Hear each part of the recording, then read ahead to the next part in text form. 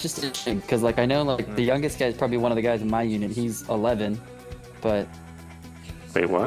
We probably have the oldest member and we probably have the youngest member. We'll take that challenge. It's just a virtual world. Does it matter? I was just. Of course I do, Drake.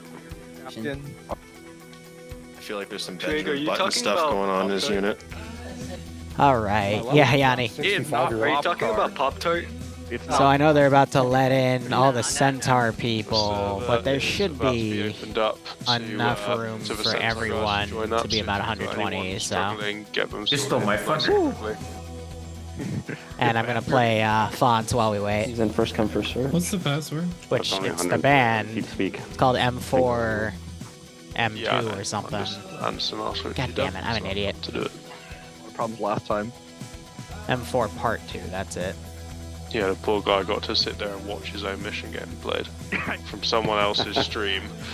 Both You're welcome. Me and Badbeard. I will then. I think I feel I was the host and I If it happens again now, I'm not making any more missions. Wait, so Nemesis, you didn't hear it, but I crashed out at the end of my round. Nice. Like Host curse this week, man. It was hilarious. I saw the like losing connection. I was like, no fucking away. I am submitting 2 missions 1 week, and that is the week where everything went to fucking hell and I couldn't attend. Liru, get fucking multi-twitch. I was just about to notice his name too. Yeah. If you I'll give it to you after I get everything. Use multi-twitch. Type it to him, please, in private or PM. And we'll get it in 5 to 10 minutes because people trickle it into me for the next like 20. So. There's like 1 viewer. Don't watch him. You know, every time somebody mentions Liru's multi-twitch, I think he has like 20 monitors just against the wall. Guys. I'm not that creepy. Guys, don't make fun of Luden Jr. Oh shit! You son of a bitch! Alright, everyone. I know that some of y'all are still connecting to this server, but I think it's a good time to get this shindig on the road. Thank you all for coming to another Friday night fight, and for those of you that are coming over from the EU events, thank you for sticking around and playing with us here. Looks like we're going to be sitting at probably right at 120 players if all the players join in, so we're right at cap. So if you're still waiting to get in or anything like that, I'm going to say it now as it stands. You should be fine to get in and get to participate in some NA rounds tonight. We got 3 fun packed missions for you utilizing the new mods. If you don't have the mods, get it fixed as quick as you can. It's not a terrible download. I know some of y'all with not the best internet might have some problems, but mid-tier to higher internet speeds, you should be good to go. You should be able to get in by the first round. Want to go ahead and plug the rules for everybody. I think there's a few people that have either skimmed them or they just don't read them. I understand it's a pain in the butt, but please give them a read through. They're important. There's things in there that you need to know, and the staff are constantly monitoring the rules and making sure that people are following them, just so everyone can enjoy the in-game event and everything of the like. Yeah, he's in here. Okay. And without further ado, let me get group leaders to give me your numbers. Thanks for the host, Nem. No, he just hosted me, so I assume he's not streaming. I think he's here just as a staff member. But I think he might play too. So, anyway, guys, this is the beginning. Somebody. Hold on. I can't write as fast as you all post. All right. Write faster. I can't. Get a better hand. You get like a robot hand. Grow a 3rd arm. I should get an assistant, just have him sit in the chair next to me and watch me play FNF and write numbers down for me. Why is that what the Patreon's for? Crap. Wait, you're saying you don't have that? I need to send a quick DM. What's that? Now imagine him having a kid just so he has a secretary. Hire a stenographer. I need to get into baby making to get a secretary. It's probably a good idea. That's what kids are, right? Slave labor. Yes, sir. Defense for note taking. We all know it UN ourselves. journeys of 1970. Okay, I missed the 29th numbers. No, I didn't. Alright, I got there. Alrighty. Is that somebody else posting numbers? What's that? Check your DMs. And Yash, don't worry. It's Anderson's mic is really quiet, so I'm not going to adjust for him. The local price of your soul every month, you are guaranteed slots in both EU and NA. He's just quiet on his own, so. Alrighty, let me get TK. I can get you slotted with 1-2-1 on this first round. So let me get the TK 1-2-1 combo to slot looks up good. on Thanks, M4. man. 1-2-1, take Delta. And they're going to start getting everyone listed. Let me get the 2 MRB on blue.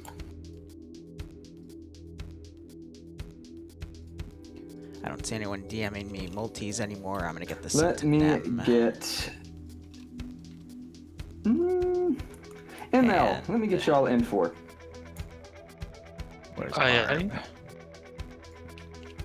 Let's get Tau on blue.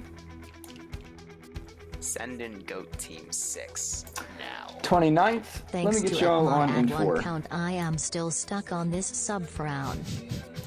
Yes, you are, Mox, for another 9 months. I hope you keep enjoying it. And Mod, if you're here, thank you so much for locking him in his prison. I appreciate it. L on N4. I've been enjoying them, TM. Sorry, Bravo 2. Let's get You're welcome. yes on.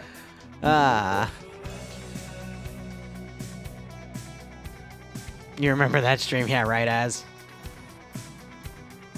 Anyway, to quickly explain, just mute them for a second. They're sorting everyone into both of the sides. It's, 109, 110 players to deal with here, minus the 2 from myself and Barb, because we're going to co-cast this.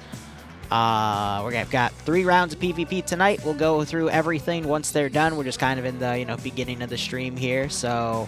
Few small announcements I want to go over. Number 1, if you see a guy named Stardog TV in chat tonight, he is one of the original people that started FNF, at least missions. At least that's what I've been told. He can correct me on that if he wants to. So if you see him, feel free to say hi. This all would not be possible without him from starting this up years ago. So other than that, we should get started momentarily. Let's unmute, and I'll... Fubar. We'll get on the mission when Nim and I, not Nim, geez, Barb and I get in the casting couch. Oh, that would have been awkward. Oh my god. Because our channel's called the casting couch. Fun stuff. Scandy Recon, how many are you? Yeah, Az, how are you doing, man? 5 in total. I'd assume your surgery went okay since you're able to chat on Twitch, but anything okay? I think they got confused. Here we go. Oh. Yeah, let's use Scandy Recon as their own group. I want to put them on N4 to balance these numbers out. Okay. Scandy Recon going independent. By the way, Scandy Recon, for those of you who don't know, considered the most deadliest group in FNF right now, so. And they did really well in the EU runs. Especially round 2. They held it for Op 4.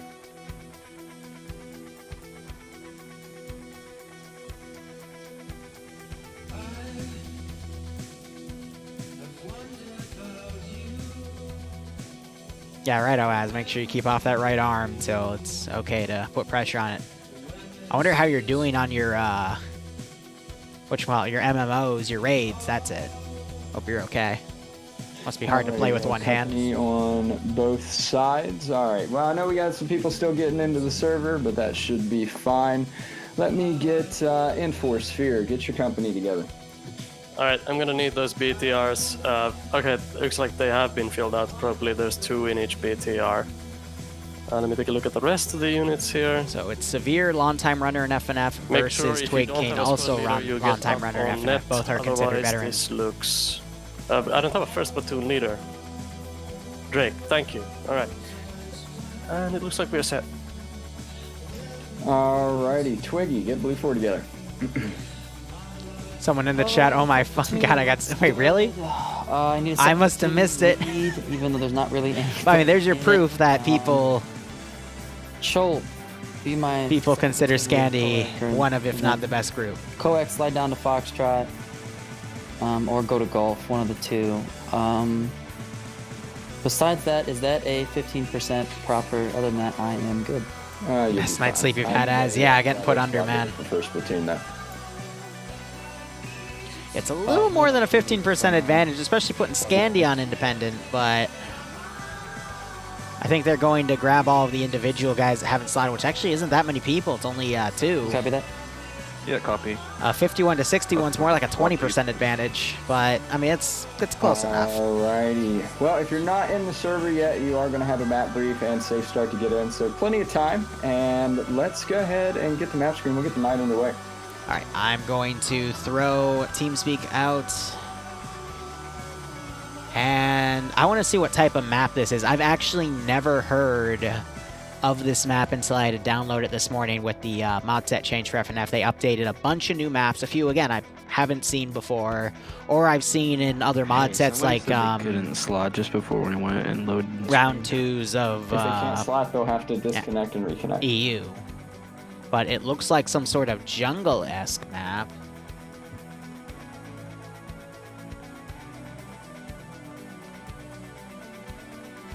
Alrighty, can I get a brief from our mission maker?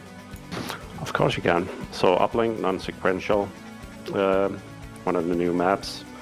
Trying out some new presets with the uniforms.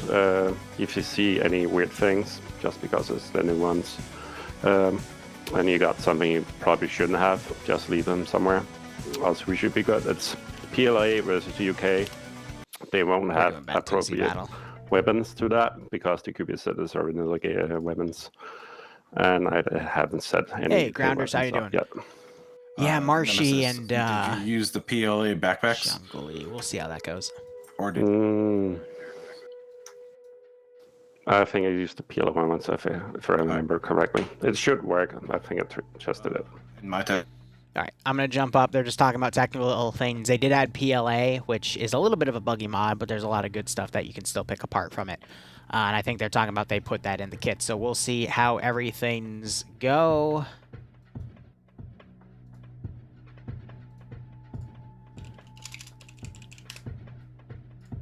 And someone just poked me with another thing, but they didn't poke me with their thing. They said I'm streaming. I'm like, I don't know what your username is. So I might have to, I'll just add it next round. It's fine. Because at this point, we're starting here. So Barb will join me 1 second. Hello, Father. I have returned once again. Hi to you too, Barb. All right. I need you to set up. Someone just gave me their stream last second, so I gotta take care of that. Absolutely. I haven't even updated my multi yet, so I will cover for you. This is one of the new maps in the new mod pack for Friday Night Fights. It's Laggy Sola. It's like a weird spelling. Well, the server's not lagging. What are you talking about? Just fucking. Fuck you. I was gonna make a lag. Love you too. I was gonna. Too late. I won't kiss you on the lips. Get fucked. But hey, you offering? No, just talk about the fucking units, please. Okay, you're the one who's off to a great start. Yeah, this is one of the new maps for Friday Night Fights. Laggy Sola. It looks very tropical, very swampy, kind of like Tria, but better. Better optimized, you'd say. Absolutely. Well, I was just say better, but I don't like Trio personally. But hey, if you like it, it's your deal. Anyway, yeah, we have everyone seems to be initializing properly, so that looks to be good. And we're having Green 4 attacking Blue 4 in a non-sequential terminal uplink mission. So unlike the rush mission from the second round of EU today, Green 4 can attack these terminals in any order they wish.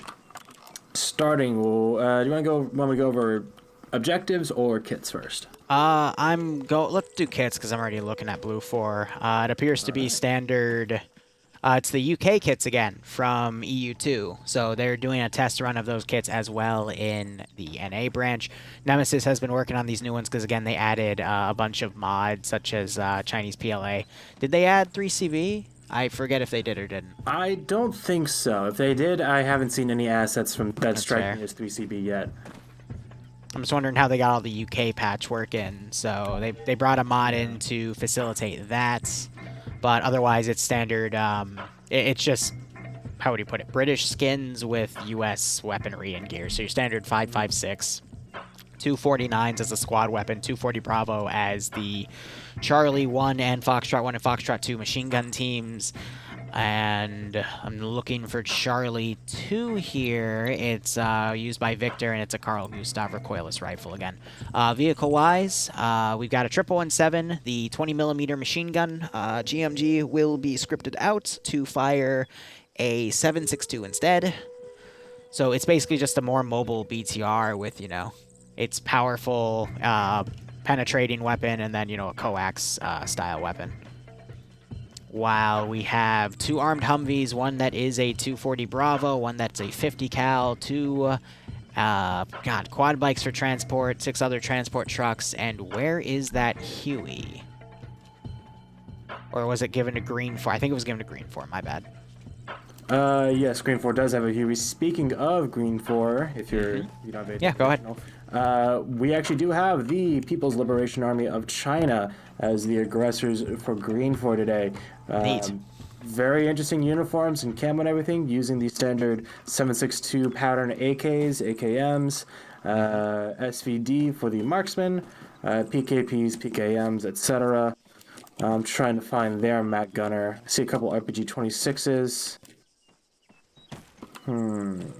Yes, the GMG was...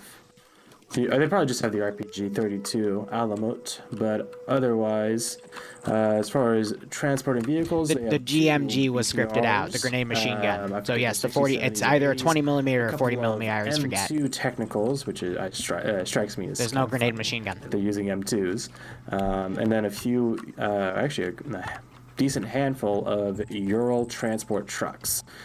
So fairly standard kit, a fresh coat of paint with the PLA uniforms and helmets. I like the little badges on the front of them. Makes for a great little bullseye for any marksman. Barb, can I just ask? I said that they scripted out the grenade machine gun of the 117 to a 7.62, right? I'm not crazy. Because my chat's throwing up. Okay. It's 7.62 and 50 cal. 50 cal, yeah, exactly. Because a grenade machine gun is pretty OP in PvP, infantry, infantry. So if they're saying it, then they haven't been around and they're stupid and they're stinky. That's fine. And then when you have the Gazes, for example, when it has both the AGS and the PKM, they always script out the AGS. And then the Apache fight we saw in round 3, they scripted out those frickin' 20mm cannons for 7.62 M3 134s instead, because balance. But otherwise, I mean, that's it for faction 7.62 v 5.56. You say it's even. Let's agree to disagree there, but... Yes, I will gladly accept that. It is, I will not say that it is, I'll concede it's not perfectly even. If it was 5.56 versus 5.56, or even 5.45 versus 5.56, then it would be more even. But the 7.62 by 39 caliber that they use that's the same kind of intermediate caliber assault rifle cartridge. You know what's really funny about Green Force Spawn? And I'm going to start looking around the rest of the map too real quick. But a lot of the fortified positions are literally just ZEC template imports. Yeah, no, I agree with that. Or at the very least, inspired from. Because some of these look new, like especially on Green Force Spawn, these look a little bit customized. But it's the same kind of textures and props and whatnot. So this is like Blue 4 primer rifle is I'm getting a good 45 5.56 base rifle with 120 people on the server. Mix of M4, I believe. Let's see what happens once the action starts, of course. But or that might so be far, I'm liking this. It's a 18 big or something. line of It's a stuff 5.56 rifle. Sentiani, but I don't think they'll be part of the battle. Lots of these. I really like this map so far. It looks good. The reason it's not that laggy on the frames, if you go into the sky and you look down, you'll notice that the trees are kind of patchy, so there's a lot of room between trees themselves. It's not over bloated with them, which is why your frames are actually going quite well in that regard. So, it's good to see a new map, and it's got a nice mix of fortified areas too, and it feels like a more military-esque style map, which I'm A-okay with. Yes, absolutely. So from there, moving on to the terminals. Over at Terminal 1, the town of Verno. Looks to be kind of a Tanoan-esque little town. Have a big old church in the middle where the terminal is located. Church is not enterable, unfortunately. No war crimes will happen today. Well, I honestly don't as know far why as he's louder than places me. of worship, I've even at turned least. him down. Otherwise, a bunch of houses to defend, lots of walls, a nice little rock ridge on the northwestern side. And they could probably, yes, there's also a battle tower up on the hill itself on the northwest. I've turned him down even more. Very easily spot out any incoming convoys. Your opinions on Terminal 1? Terminal 1, sorry, I was dealing with some audio level stuff. Gotcha. I mean, again, it's got a bunch of ZEC templates around it, so I mean, it's pretty defensible. The only issue I see in the holes of the defenses is that it is open to the east, and there is no good cover to it, with the exception of this little, I guess you would call it a little, it's not a ridge, it's just a little hill, I guess would be, for lack of a better term. Rocks, yeah. Yeah, but they can, it's still within Blue Fort territory, so they can use the Ace Fortified tool and build a little bit of defensive to guard in that direction, but the building itself, you can't go into it, but the terminal, it's on the front of this large cathedral-type structure. So there are some like little outcroppings and what am I thinking? Like a porch. It's got a lot of overhangs and porches and stuff around the terminal to defend it. Some of these buildings, even though they're cupped, they're the newer ones, so they're partially enterable on the second story. So there's, good second-story coverage. The only big cereal box, for lack of a better term, for the cathedral is the cathedral, because you can't enter it, so yes, unfortunately. Not a bad AO here. Definitely one of the better ones to defend. I wonder what... I think Blue 4 is actually scuttling it, because normally with 3 objectives to defend, you always have... Blue 4, whatever the defending faction is, they'll pick 2 of them to defend, and they'll scuttle the third one. That way, they only have to divide their units between 2 instead of 3.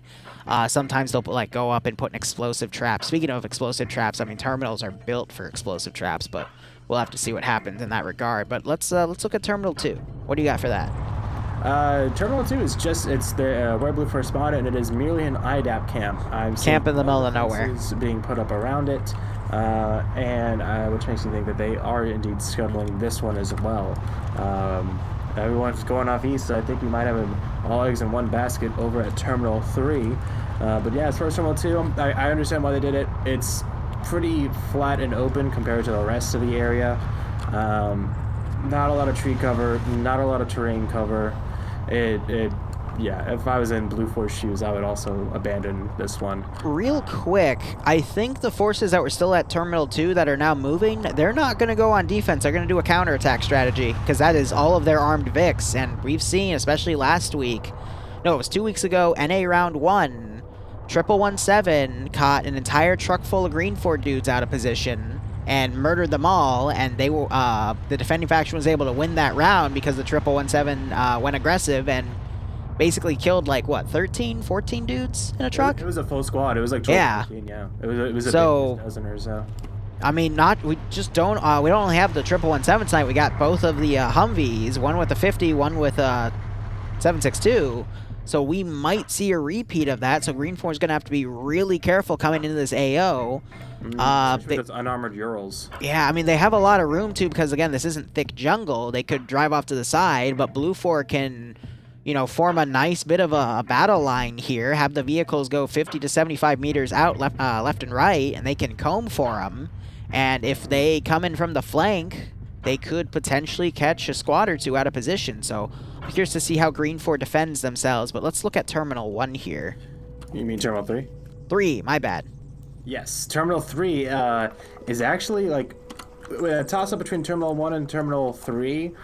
I personally, I would enjoy defending Terminal 1 more, but I think Terminal 3 is the right play. We have this pretty nice defensive structure on the northeastern side where the terminal actually is. It's in this little Malden bunker. It's pretty cool.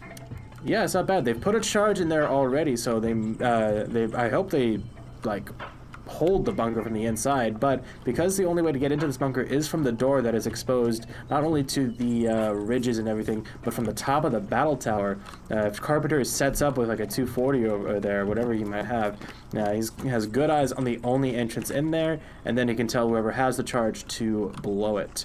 Apart from that, we are seeing some players put together some other defenses. We have another Malden bunker inside of it, kind of like a Saipan or Iwo Jima, where the Japanese built defenses into the terrain. That's very interesting. I don't know if that was, I think that was just here. I don't know if that was Mission Maker or map design, but that's map design.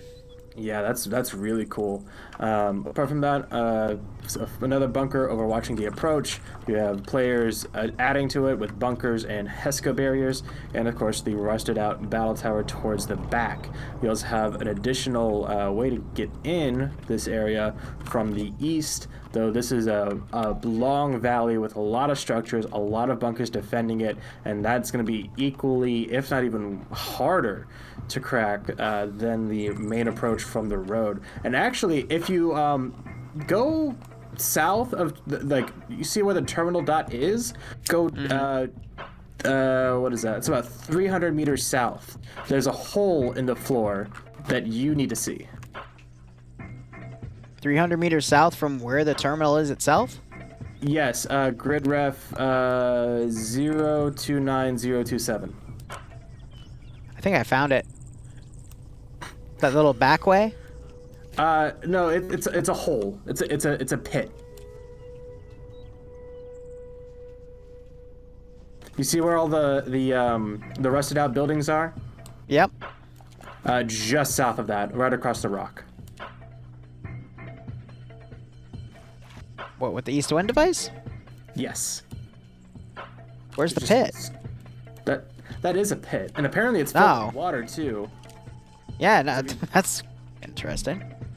And if you look at the car, looks really fucked up. If you look at it, it looks like warbled. I don't know. That's weird, but I don't know. That's weird. All right. According to Sparky, that it's in the map's lore that has gravitational anomalies. So, I think we're getting sidetracked. My apologies. Neat. But neat. That's what I would say. Yes. All right, but I mean, with this last terminal site here, it's a little bit of what, I don't want to call it a glass cannon because that means something else, but having the terminal on the immediate edge and all of these fortifications layered back here, I feel like there's a lot of dudes that aren't going to be properly positioned. I don't think we're going to see this wide of attack. Like, I don't know. It just, this one kind of rubs me the wrong way. What, Terminal 3 in general, or the setup? Because it's like right off the edge, and we have Blue 4 deploying like everywhere along this rock face. I feel like someone's just going to drive up to it, yoink it, and leave, you know? Like something weird like that. Yeah, and I think actually with these HESCOs, let me check the angle again. Yeah, those HESCO barriers have actually blocked the battle tower's line of sight into the bunker. So that is now pretty much a defunct position to guard the terminal itself. And Green 4 does know exactly where the terminal is, unlike in Search and Destroy, where they get a rough area of the cache. They know exactly. Demo guy left. I'm trying to see where he put that explosive trap. I can double check that by... So, some forces are at Terminal 1 now. I saw a demo guy leave one of the Humvees. I'm trying to find where he put a satchel, because that would be perfect if they're scuttling this one, but I cannot seem to find it, so I'll check back later. But otherwise, mission has started. He's actually not putting it on the terminal. He might actually be building more fortifications, but either way, we have smoke coming from the independent spawn. Yeah. It was both of their off-road 50 cals. I don't know what they did, but all right, those two are gone. They're disabled, so I think they armored them. Either they armored them and the people got out unscathed, or no, I think they might have scuttled them in case Blue 4 raids their spawn, which I have. Possibly. So just a choice of assets we've got. Ghostler, a.k.a. Boston, and Schult dismounted from a truck, armed Humvee. They're looking around. 117 ready to go. But Green 4 appears to be pushing all of their units along one flank. We also had a group get deployed via air. Nope, never mind. They came in a Ural. and they are just going to literally go up the MSR into Terminal 1. Ghoster has spotted part of the convoy, at least the tail end of it with Gol. That's perfect. He needs to send the 1117, which I think the 1117 is immediately going. Yeah. And it's going to try to harass the rear of it, but Op4 is already dismounting, so it might be a little too late for that, unfortunately. It might be a little late for a fish in the barrel moment, but this It could still harass on the rear. And take out the BTRs. But it's not moving, it's staying there. So Blue 4 playing this as a cautious defense. Independent going in an all eggs in one basket strategy. They're going to just try to steamroll through the AOs, which they're probably going to get through pretty well because Terminal 1 doesn't really have anything on it. Terminal 2 doesn't really have anything on it. Terminal 3 is all there. So this will pretty much be a mountainous fortress style with the rocks on Terminal 3, but it's going to be close because, again, the thing's right on the edge, so just a few well-placed smoke grenades, they'll be able to get right on top of it. But enhanced movement is also back, and I'm willing to bet we might see some independent guys crawl over some of the ridge lines here, but... Absolutely. Over near Terminal 1, Spudro and Puva moving in close with their quad bike. They're just trying to get some eyes on the terminal town itself. And Charlie 1 machine gun team. Very close to their position. Not close enough to be an actual threat. And it's actually 1117 driving into Independence dismount point. I think they might have spotted... Gunner might have spotted them because he's looking in that direction, but it might be too far. I mean, from Green 4 side, I can see that 1117. It's just a matter of can the 1117 see that, but the Gunner is now turning to the front instead of the side, so yeah, no, they haven't spotted them yet. I don't think so either. If they continue over here or they get any work, oh, they turn right here, they're actually gonna be right in front of this entire assault. We also have the Humvee pushed up. It's Cholt with the 50 cal, and he is now firing into independent forces on the rear. Shots are going just short here. And you have the BTRs engaging the 1117 to the south, and it is now pulling right into the Charlie 1 group. So from the south. Oh, yep, and the 1117 just ran into Spudro. And the 1117 is flipped. Amazing. Now, Apuva has the machine gun, but he's not looking in that direction, so he doesn't know. Does Spudro see? No, they're hiding, so they have no idea that the 1117 flipped. Otherwise, there'd be some free kills. They just heard the engine go off, though. Apuva is now looking out. He sees that the 1117's flipped, and he's got to be quick. Yep, he's going to open up. Knocks out one of them. That wreck was the Gunner. As they were trying to remount it. That is unlucky for Blue 4 right there. He flipped it over. I guess they have a script now to unflip vehicles, but yeah. He's now going to be left behind. Spudro's now he's poking his head out as well. And yeah, I don't blame Sideways. Ooh. Rocket hits the that might have been a miss actually, but I don't see any damage on the Humvee that would have killed somebody. Might have been his gunner was turned in. I think they're moving up to try to cover the 1117, but Wreck is dead. Double tap probably by Spudro here. Let me check the roster. No, it was Apuva who finished him off. Yeah, I just kept tapping at him with that big old 7.62 by 54. Yep. BTR is now engaging the Humvee with that 14.5 millimeter. No damage though. Yeah, that's Standers in there. Good players tonight. This could be a very fierce fight, could be a very quick fight. We'll see what happens. Schultz now coming in to where the 1117 flipped, trying to investigate what happened. Because Apuva might try to set up here at the PKP. He is reloading a new box into it, but he's probably going to miss his opportunity here because that Vic is... No, it stopped. Stopped as you were saying something. Cholt is very much exposed. Don't you love it when they do that? Ghoster in the turret there. He is very much exposed from all sides as he sticks his head out. But Green 4 Huey flying over Terminal 3. Trying to get some recon data. They're going to see the fortifications though, but since this is a new map, I'm not sure. Nope, they spotted some Blue 4 guys with a 50 cal. Actually got a few hits here. I see some blood.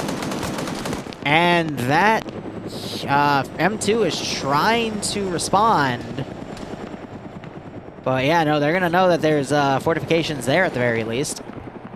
Yeah, so they might deduce that that's going to be the major concentration of blue fort defenses. Green fort Golf went over here. They're still holding and with Coac. Got a pincer movement forming here. Long they're going to stay here if they're just going to leave at the first sign of contact, but they have a green wave heading their way. They should be ready to move in a moment's notice.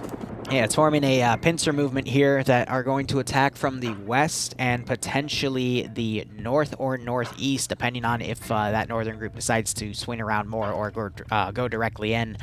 They're going to see the fortifications here. They're going to be cautious, but there's only 2 guys defending, one with the 240 Bravo. I mean, Coac could potentially see how bad it's getting, get in the Humvee and leave. And I know one of them's an engineer. I just never saw that explosive trap go down. So I don't know if it's down or if they're holding it, but that would be a really great position to make an explosive trap on because you have everyone here and someone's going to have to touch that terminal and you'll get an instantaneous notification when that happens. Or at the very least, there's a few buildings or angles you can hide in to look if that charge goes off, but we never see him pull that. Now we're seeing the Huey fire back on the Humvee here. Humvee returns fire, but yeah, they're just using that Humvee to get the Huey to get some preliminary scouting data, so the force knows what they're getting into. And that's exactly what the Huey wanted, is for that Humvee to start opening up. So without even having to communicate the fact that, oh hey, someone's there, they're hearing gunfire from the town. Okay, hostile.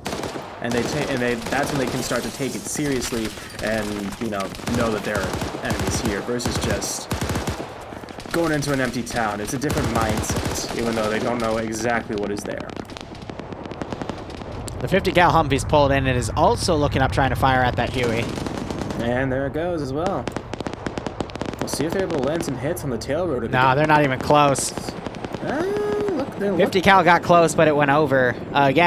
The pilot's doing a really good job. It's Bassbeard in there, maintaining a far enough away orbital, similar to what we saw in EU Round 2 with the Little Bird GAU 19 pod doing strikes on the southern AO. They were maintaining a good distance, so the machine guns on the ground couldn't line up a proper shot, and thus they were being very safe on their strikes. Green Fort actually has a 4-way pincer maneuver happening with 2-man teams on the southwest and southeast. Southwest, we have Vagrant and Buckets, who has that RPG-7. Does he have a scope? No, he just has the irons on it. So he might be able to get a lucky hit on one of these Humvees. I wouldn't call it a 4-way. I would call it just the 2-way pincer with a machine gun team overwatching the southeast and an AT team overwatching the southwest. It's still 2 main pincers here. As I say that, yeah, Schultz, he killed a BTR crew. Yeah, Olaf's still alive in there, but his driver's dead, and Olaf can't wake up. BTR otherwise is fine, so they can recrew it fine, but yeah, that's with the spaces of these trees. I mean, it really does promote the ability to do fast attack runs with the cars. That's why I really hope it was a mishap with Independent that they didn't scuttle those Vics. I hope it was an accident because this map is actually really perfect for this type of warfare. But Olaf has now woken up from the BTR, but he didn't notice the 240 Vic crossing through, driving right into Scandi Recon. And it's the armored Humvee, so it's going to take a beating before it goes down. The biggest threat here. Yeah, so they're doing a really good job not to run anyone over. Gunner just went down. They found an angle on him. But you got to remember. There's the other BTR. Yep, it's trying to follow. And it hit. Vic crashed and trying to get by. Machine gunners are dunking ammo into there. And I think the driver just went down. Yeah, because the frontal windshield got broken by Spudro with the... No, he had an AK there. Puva was the one with the machine gun. The gunner's still up in there, so Spudro's going to have to hop up. And, he woke up for a second, but then went back down. Yeah, no, the gunner went down first. But this map really promotes using fast-moving attack picks to get behind things like BTR-80s to mow them down with 50 cals and whatnot. Lots of hills and stuff to go between. I'll be curious to see if Blue 4 actually, Independent actually take this Vic. The engine's still good. It's a working 12.7, not 12 point, 7.62 Vic. And they could still use it to their advantage. Plus, the engineer that potentially put a charge on this sector is now dead. So yeah, someone to pop that off. But I don't think, other than Pads die in the BTR, that's what, 2 kills to 1 kill? Yeah. Plus, you had Wreck die earlier in the 1117, so in terms of vehicle assets, Independent maintaining their numbers advantage here, and I wouldn't say trade evenly so far, but, you know, knocking out a Humvee will definitely help him out. Yeah, that Golf guy, geez, he just took a full magazine of pistol ammo. They had to pull out the PKP to double tap him. They double tapped him so hard his body disappeared, leaving the gun. Get a free M72. And not to mention the 240 vehicle as well. Yeah, should they choose to use it, but timing-wise, we're about a little over 15 minutes for this round with no resistance. Huey flying over Terminal 3 again.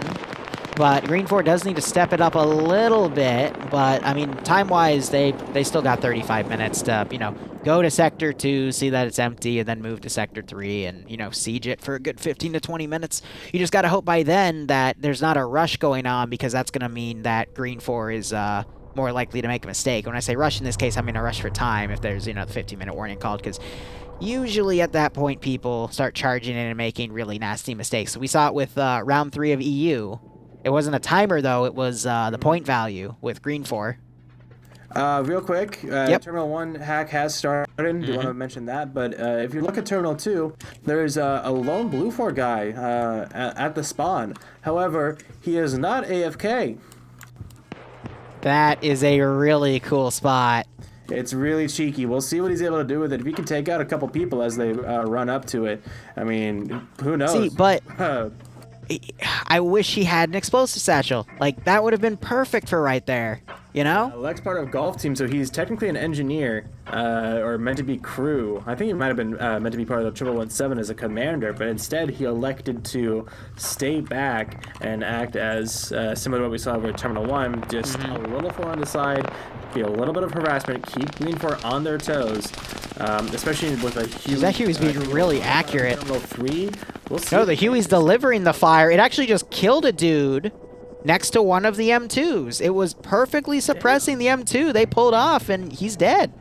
So really good gunnery up there. You rarely see helicopter kills, unless the ground units are really close together. But that was pretty spot on. Hot damn.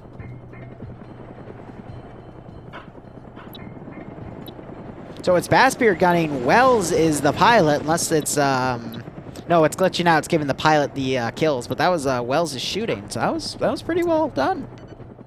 Pretty Wells done. Okay. Anyway, Hack 1 has finished. It is beeping. You're about to see it explode. That's a win. I love it. That is an attack. Your mic cut out. It's fine. Apart from that, I'm almost at. I don't know if I'll add channel points back. It was just something annoying that I wanted to get rid of for the meantime. It's like still here, and it's so what are the armored? Last time we saw this strategy get used, it was a pain in the ass. It was on Virolati, and it was I don't know if it was Pierce or somebody else, but it was someone that knew what they were doing. And he was able to provide a little bit of harassment, and then he got completely decked on. After he got in, and the vehicle just started suppressing the shit out of the canvas tent. So I'm not sure. I'm half tempted to see if Stanners is gonna realize this and perhaps start doing that as well, because that was really funny to watch. But yeah, he might get away with it. It's scenarios like these that I've mentioned a couple of times, like when attacking a side walks into an empty objective, they don't like sprint for the objective. They still take it apart piece by piece and very methodically clear it. And it's because of people like Alec, who just stay behind one person, no reason to. They're on a suicide mission, no rhyme or reason, but they're going to be a thorn in the side and keep them on their toes. Blue 4 Marksman team being engaged by Delta 2 and Delta 1 of Independent. That's impressive that they were able to spot them from that distance with this fog. Nightshade started, I don't know who started the engagement, if they were trading rounds before, and then Delta was able to line up and start engaging everything.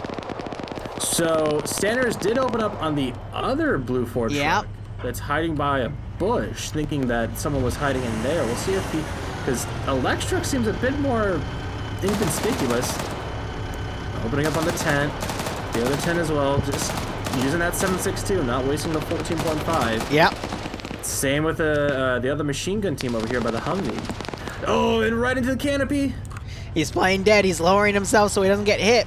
He's also putting himself in the part of the Vic that isn't canvas, that has a little bit of armor. That's smart.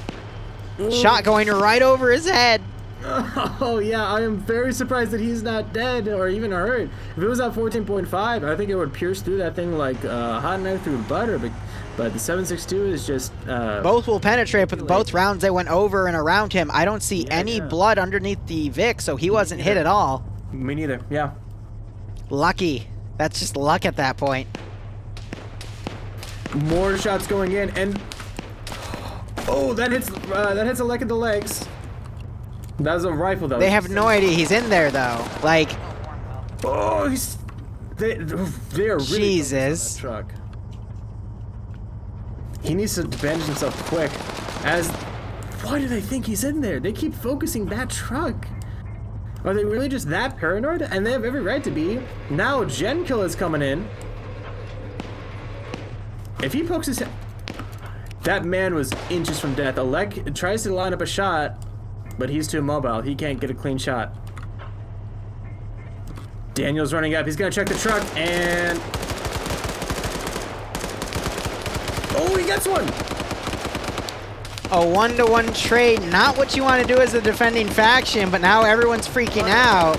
But he got the Delta 1 team lead. So a little bit of a leadership element out of the equation. Not a lot, like you said, it's 1-to-1, meaningless, but it could very well slow down Green 4 as they try and deal with this. Or, you know, it'll still keep them cautious for the rest of the op, I'm sure. And Lee disconnects. He was the guy that got killed. Sanders. Task Force 121. Unfortunate.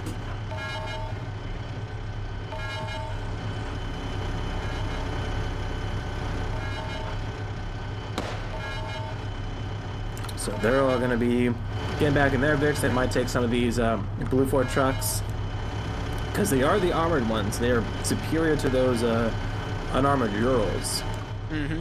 Apart from that, the real fight's going to be over here at Terminal 3. We still have, I think, about 35 minutes or so remaining, if my math is correct.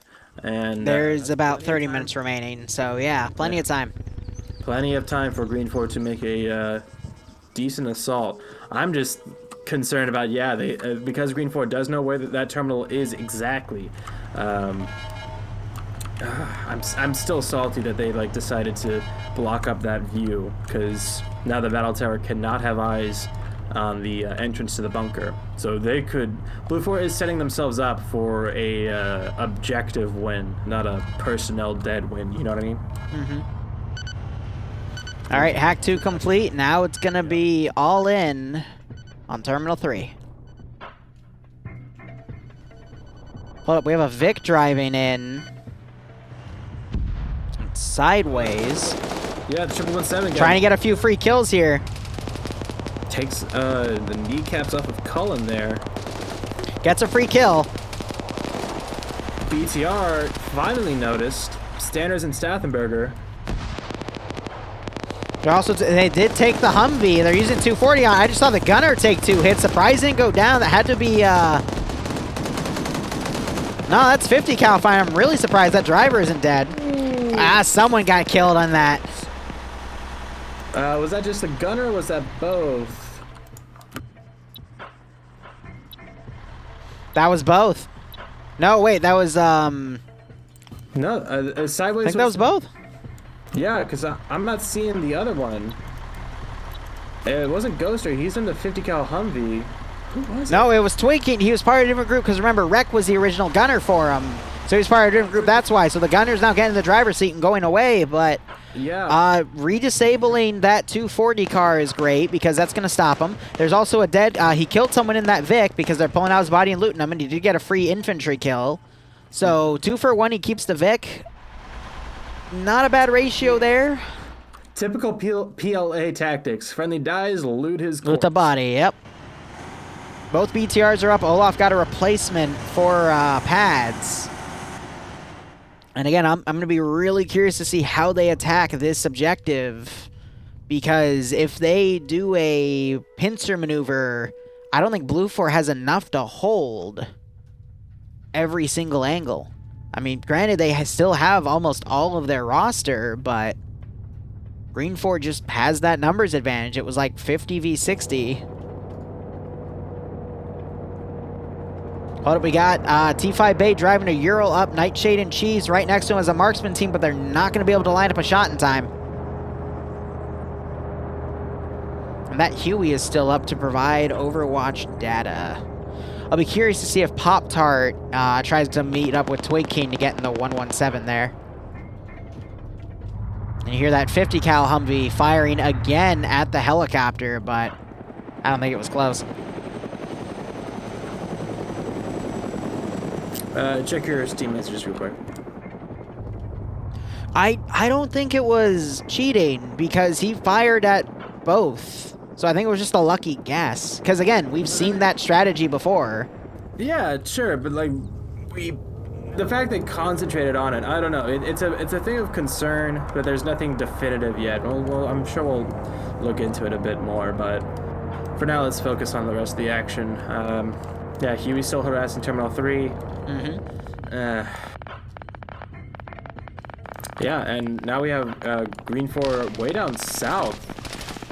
We have Ghost Cholt now pulling up in that M2 Humvee. Brennan almost getting mowed down. Right up close to Buckets with that RPG-7. He sees it, whips it out. Oh, he does have the scope. He just doesn't know how to read it, I guess, because he took it off. Using it for the magnification, if nothing else. And, yep, that's what happens. Shot went way over. As Ghoster is opening up on some infantry. Looks like he got a couple kills. Yeah, he got 2 kills right there. Damn. Yeah, another rocket went out and still no effect. AT seemed to miss. What the gunner needs to do, if he's reloading, he needs to point the gun up because that lowers him further into the Huey.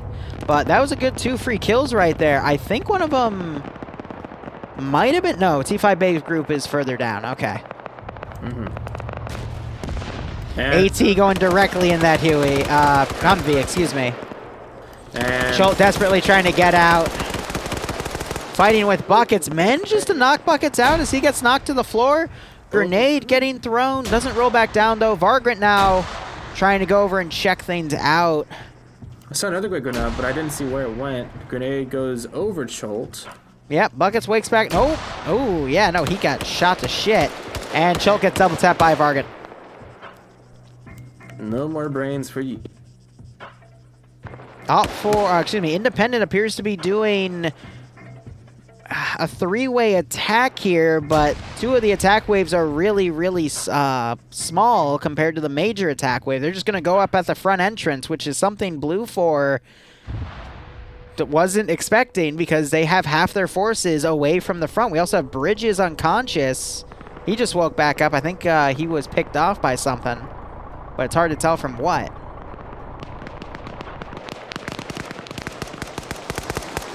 Got Lolo doing some blind suppression on some more independent guys, but I think these independent guys, because of their small number, their one job is to pull Blue 4 to defend on the south. Because we have all of these independent guys coming in from the northwest. And I think they're just gonna, as I was worried about, they're just gonna go in, try to tap it, and then hold that, because all they gotta do is hold it for 90 seconds. What do you think, Barb? No, I'm with you on that. They have some people overwatching it with the bunkers and the fortifications up Marksman team's getting fucked. On the northwest side, just west of the terminal directly. But there's not a lot here. They're spread out pretty thin, and that works as far as like securing this entire kind of circle, this entire perimeter around it. But with the amount of infantry that's coming in directly towards the front, or the northern side at least, of this objective, I think that gunner is really accurate. What we saw with round 1 of EU. Where The fact that he's gotten a kill in almost a second, he's able to land those shots so close from so far away. They'll be able to mobilize from like the south side to the north, but by that point, it's going to be too late. All right, so Northern Blue 4 defensive, they just put a 40mm out on Apuva and Spudro. Again, they have been a bit of a scouting force as a Charlie 1 machine gun team with the PKP. The assistant has the Vector 21 out. He also has that stolen M72 that he might use here just as a shock weapon. But we're also starting to see, wow, Green 4 got 2 guys knocked down, Genkilla and Falcon. Ooh. And they are just getting picked off immediately by just... Genkilla that we know? Yes, that's the Genkilla from the 700th. They do have a representation squad in here today, so... Very nice. And the 1117 just picked off the gunner in one of the BTR-80s. Yep. And he's pulling back now. So trading tit for tat a little bit. I'm surprised that these things are staying. I'll say that I'm glad to see these things stay. Both of those despite taking crew being half of the crew being killed. They're able to Blue 4 mount these and reuse them. Blue 4 had a marksman team. They are both actually, as I say that, Cheese wakes back up. All right, remember, Barb, if you think someone's down but you want them to get back up, just bring attention to it and they'll wake back up, because that's what seems to be happening already. Yeah, I know. When we start to learn how the caster's curse works, then we can start to manipulate it into our benefit. Exactly. Let's go over to Spudro and Apuva. Yeah, they need to hunker down here. Oh, shot's going right over Apuva's head, but he will survive. The Finnish luck holds out. And of course, as I say that, any second now, a rocket from space will strike them or something. Otherwise, the fight's looking pretty even. The one misplay right now for Blue 4 is the amount of units they have directed to the south, because Independence Bravo squad, either led by Carlson, yep, it's Carlson leading with Nielsen as the squad leader. They're going to come on an angle that Blue 4 isn't paying attention on, and they could potentially get right on top of the catch with little to no resistance. Yeah, I mean, they only really have a fire... 1117 going in. Also, long-range Carl Gustav shot managed to hit the BTR-80 and is now cooking off. 1117, I guess, timed that with them, or it was pure luck because they pushed up to flank that BTR-80. Now it's cooking off, and we got a few people close by. It's a rock in a hard place. Do you want to get killed by the 1117? Do you want to get killed by the explosion? He might be safe now with his feet toward... Catch missed an AT shot. He is dead by the 50. Cast is cursed. So, is all, well, I mean, it's probably quicker. PB2 catch, which is by that 1117. He missed an AT shot on it. They're trying to desperately get more AT over here to deal with it, but I'm not seeing a lot. And that's very worrisome. Otherwise, other BTR-80 is firing up into the hills, trying to get some kills, but people are staying low, and they're also getting AT ready. As I say that, Hoyt gets mowed the fuck down by the BTR-80. But he can still be brought back up. Meanwhile, on the northeastern side, we're having a 6-man fire team. Actually, I think it's... yeah, it's 7, actually. Led by Carlson with T5 Bay. Still anyone's game. T4 Herb, Nielsen, Chupless. Bunch of familiar names pushing it on this flank that no one seems to be really paying attention to. We'll see if they decide to push inwards and cause some chaos or go straight for the objective. Looks like they might be doing the former. I don't know where Apuva's buddy went, but I think he's up alone there. Ridges here. Yeah, this map is perfect for enhanced movement. If we didn't have enhanced movement and we tried to do this map, it would be a lot less dynamic than it is. Yep. So Bravo, as I predicted, there's a group that's starting to sneak into the perimeter here using enhanced movement to get in there. Yeah, let me guess, you were just talking about that. Yes. I know, right? We do that all the time. Otherwise, 1117 has gotten behind the independent flank and is starting to fire in. No kills, though, but they are aware of its presence. But there, again, is no AT on this angle. The infantry are trying to clump up and stay away from it. But that 1117 might go down, catch the other BTR-80 out of position and hit it from the rear. And again, there is no AT around to deal with it. Yep. Misu getting picked off. Lolo also running the low ground in the base perimeter for Blue 4. And Carlson's group now coming up on the ridge. They're setting up, trying to get inwards. They've taken out Misu, and they're opening fire on Lolo now. Those guys are getting fucked. Shades pulling back, trying to get away. Yeah, this is definitely going to cause Blue 4's garrison here to try and react to this, which could put them out of position. Archer is up on the very top of the ridge with that marksman rifle. If he looks a bit to his right, he might be able to see the Green 4 aggressors here. He's trying to scale the rocks here, though. You got to be careful. He knows what he's doing. I have faith in Arcor. Are you trying to streamer curse him? Yes. Because that would be so funny if he falls 5 stories to his death and then his ragdoll looks like a piece of... He fell into the rock! Yes, there you go. All right. You've weaponized the caster's curse. I hope you're happy. I am so happy. You were totally fucking cursing him with that bullshit. Ah. Oh, I can't Because he saved himself, but now he's stuck in a rock, and I don't think he's going to be able to get out of it. He might be able to roll out, but that alone was worth it. I hope he does survive, but... Man, that Huey's really surviving. Yeah, it's been doing a good amount of work.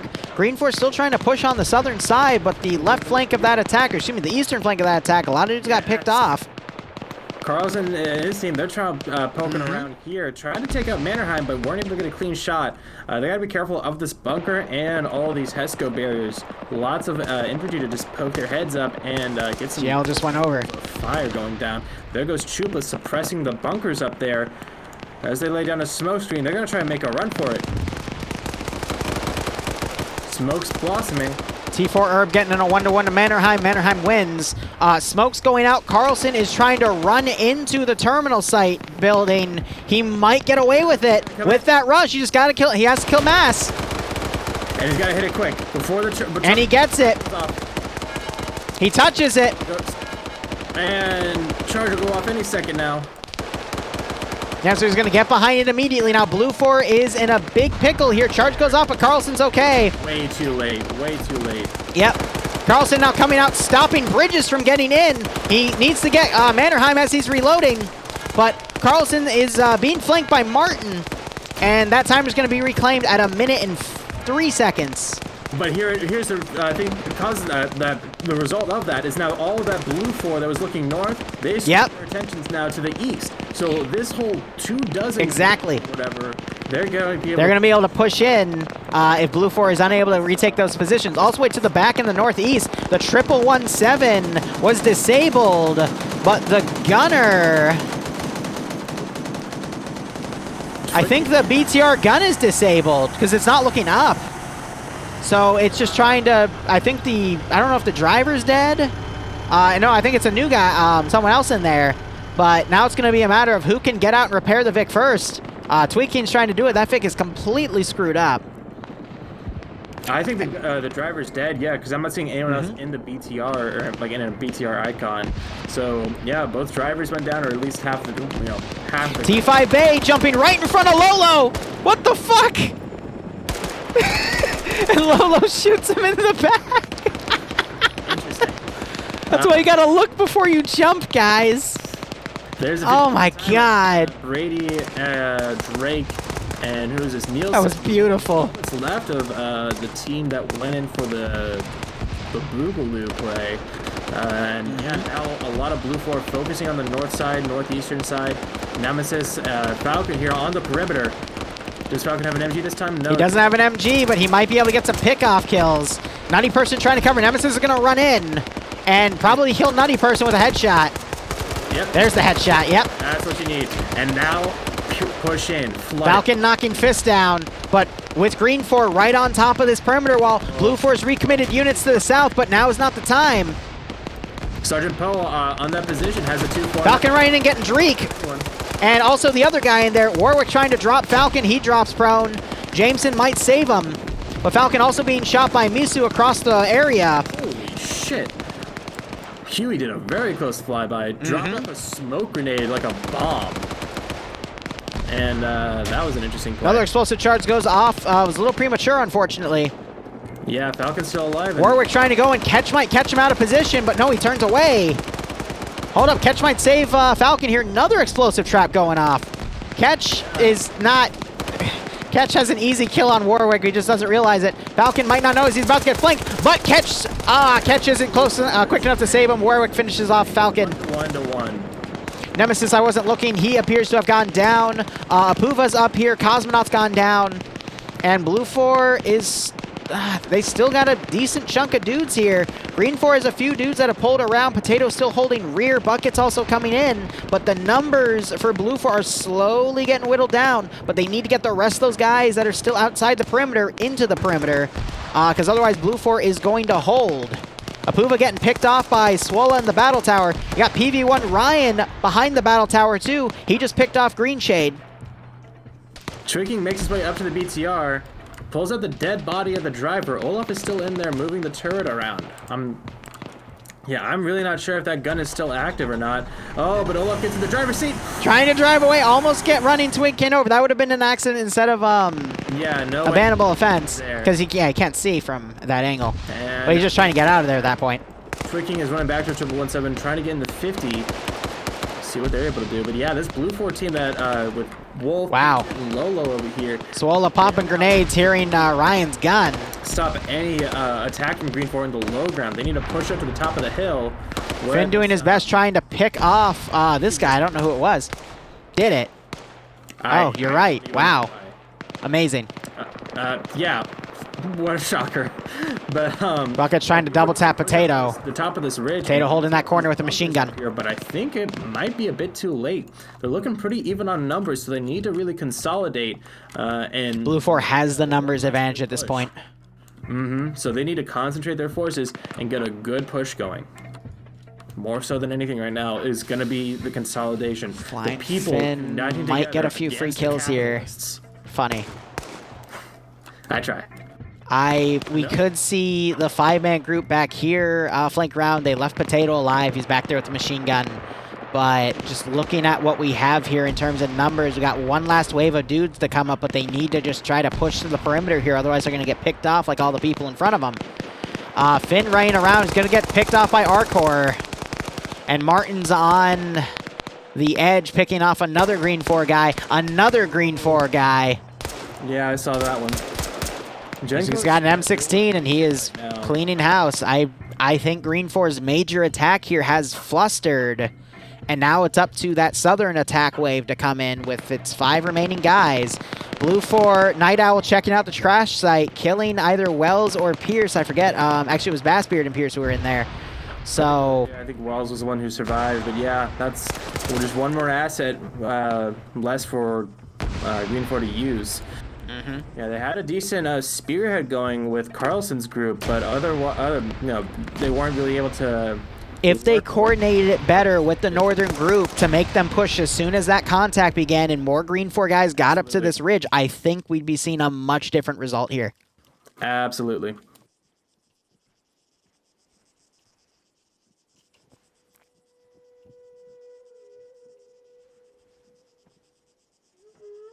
Falcon just came in my chat and said, I swear to fuck, a 2-year-old with the mental capacity of a potato would have had a better plan than that shitty plan.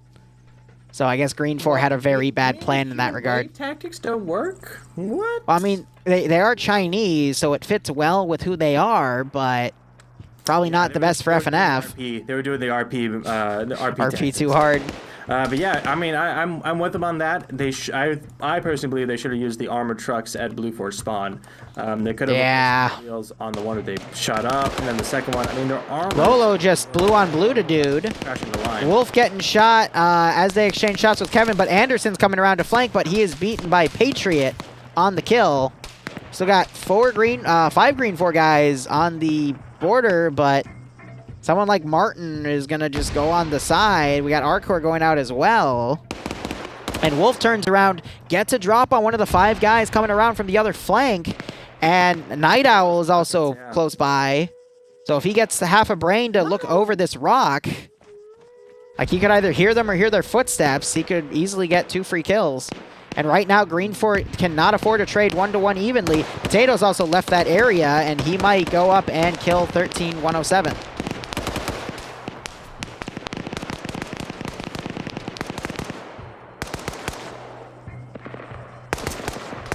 Gain picked off. Wolf is now making his way down. Trying to yeah, he's under fire. He's got to be careful. Gets hit again in the ass. His gun's flying around. Another hit. A third hit, and that is enough. He might still wake back up, but ay. Yeah, it's possible, but time will tell. Otherwise, this northern team, they're still alive, but only barely. 8 minutes. Green Force made a very good defensive position up there. And my game keeps lagging. That's weird. I could potentially see the remnants of Alpha here taking out Lolo, getting Overwatch, and pulling the Blue 4 guys away, and then maybe if Independent stays alive, pulling around. But we got Arcor cleaning house right here. Just tap Valhalla and just double tap Naps. We still have a BTR. They repaired the BTR, and the gun is not looking down anymore, so it could potentially be usable. Does Blue 4 have any AT left? That would be the question. Do they have any M2s either? I'm looking. I'm not sure they do. So far, I haven't seen any. We see some GLs, but... Swola has the Carl Gustav on top of the tower. That's going to be the position and the weapon. You look, you see it, it's standing still. Swola, take the shot. He missed, and he just got headshot. Of course. Of fucking course. Someone on the front line had an M72 left, so maybe. Maybe. By the way, Arcor has killed everyone on that flank, and yeah, he's on 7 kills now. You got Patriot running around with 4 kills. I think he's gonna try to stick the gun somewhere, but 762 can't penetrate. So yeah, he's just firing. This is gonna distract all Blue 4 though, but we've got, Hoyt with an M72. He's prepping it. He cannot miss this shot, because otherwise Blue 4 is in a lot of trouble, but he's not going to miss the shot. He's just literally going to drive right up there. By the way, it's just down to CO. Lolo was able to kill... Did he miss? Wow. Yeah, BTR looks fine, and now they're trying to... Well, this is going to be interesting. There's a problem with CO, by the way. Is he stuck in a rock? I think that's number 3 for tonight. All right. I'm seeing some issues. Well, I would say I'm seeing some issues with this. As long as Olaf keeps the viewports down, he'll be able to shoot people. What they need to do is shoot out his glass, and that's exactly what they're doing. So now Olaf's not going to know. Well, the glass, I mean... Well, actually, no, I think they disabled the gun with something, because the gun's not pointing down. I think Olaf's trying to play dead at this point. Lolo just fired a random RPG, and that's not... Lolo, bring it forward. Bring it forward. You need that. Lolo! Lolo, come on. Come on. Go deal with the BTR. Come on, buddy. I believe in you. Yo, he's so frustrated. I don't know if I've seen him trying to V-key out, but he needs to try and enhance movement out, because that's what's going to... get him out of there. All right, Lolo grabbing the RPGs, looking. That's gonna be GG, because CO's not gonna be able to move. And finally, we get an AT hit. Round desyncs back and forth. It initiates the rest of its scripts. Olaf is dead. That Vic's gonna blow up. Another round going in it for good measure. And I mean, CO is bugged out, and yeah, he's not gonna be able to get out of there. He's shooting around, trying to draw attention to himself. But yeah, he's gonna be the last one left. He just needs to pull the pin. That's GG. Yeah, I would say that's a problem with the map, but that's just a problem with rocks and Arma. Big old rock formations. Yeah, with enhanced movement, if it does the wrong one where it thinks you're vaulting into it, then you're gonna get stuck in there. Not even that. You go on top of some of the rocks onto Noah, and then like you try and just walk down some of the ridges. Yeah, it'll clip you in too. So I think CO just offed himself. Yeah, he probably hit respawn or something, and that's gonna be all she wrote. Because Fubar Iowa has been down for at least 5 minutes, and is himself Fubar. All right, so not a bad round 1. It's just if Green 4 timed things out a little better, it would have gone okay. Not using those technicals, I think, was a big mistake, because they could have used them to chase down the Humvees and the 117, all of the armored vehicles, because that 117 on the back flank of the original Green 4 push was really devastating, because I'm willing to bet that's what slowed down the Green 4's push. Because they, the entire western flank had to deal with hiding from that 117 instead, and that's why they trickled in instead of doing that initial push. And again, if they had more people on that ridgeline, they were able to take it and hold it. Blue 4 wouldn't have been able to redeploy all of its units to the ridge line and hold from the straggling parties remaining. So again, one little decision, it's all it takes, but that's what happens in Friday Night Fights. Mm-hmm.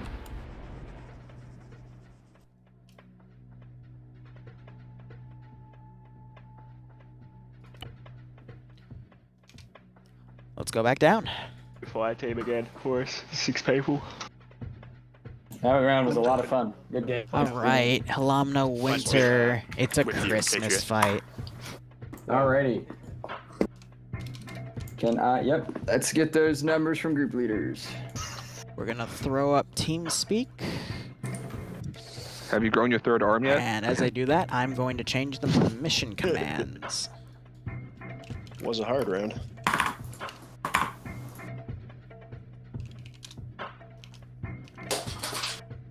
I'm sorry to that one guy in the helicopter at the end. You didn't deserve that. No, well, It's good. It's, Yeah, Night Owl, it's it's good kinda to funny. hear your voice again. Oh, thanks.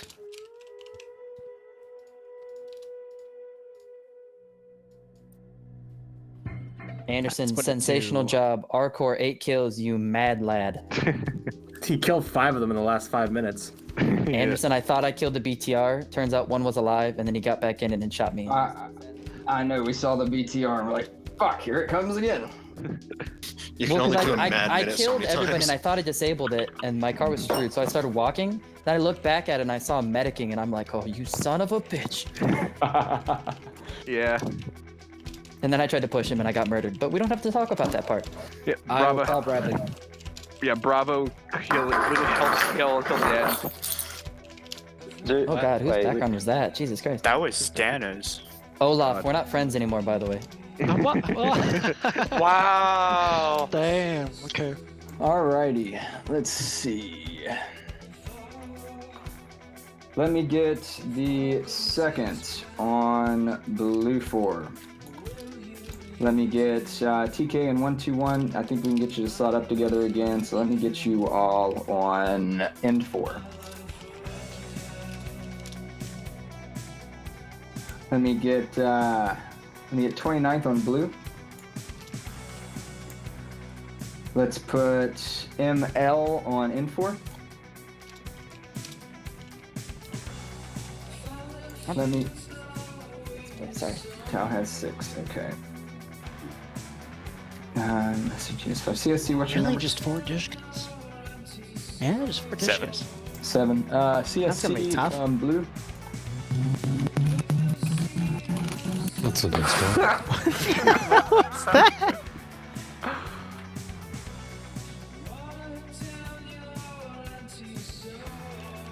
And I gotta check Let's Discord. get the SOG AFI team on N4. Let's get UDS on N4. Let's put the Welsh on Blue. Hit. He's also putting himself in the. Thank you. Fubar Blue.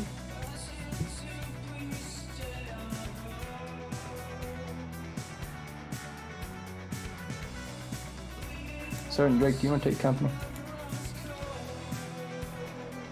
I want one of my guys to take it. I'm gonna pass the clip to Nemesis and just shrug. Say again, sir. I'll defer. He's not on. Monty, you want to take company? It's open. Negative. All right, I'll do. Let's get BPL Blue. Let's get our individual Centaur players on N4. Best I can do is pass it to the admins. Yeah, exactly. What's that? They don't strafe it. They hit the exact section. What's going on here? Let me get BPL on. I already put you on Blue. Let me get FI on Blue.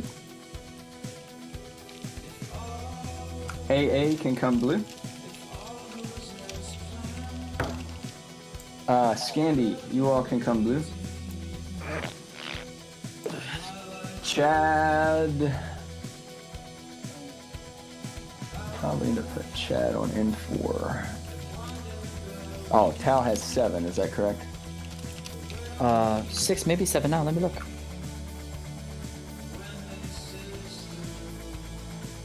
I believe it is 7 now. Yes. All right. Chad, I'm gonna get you all to go in for.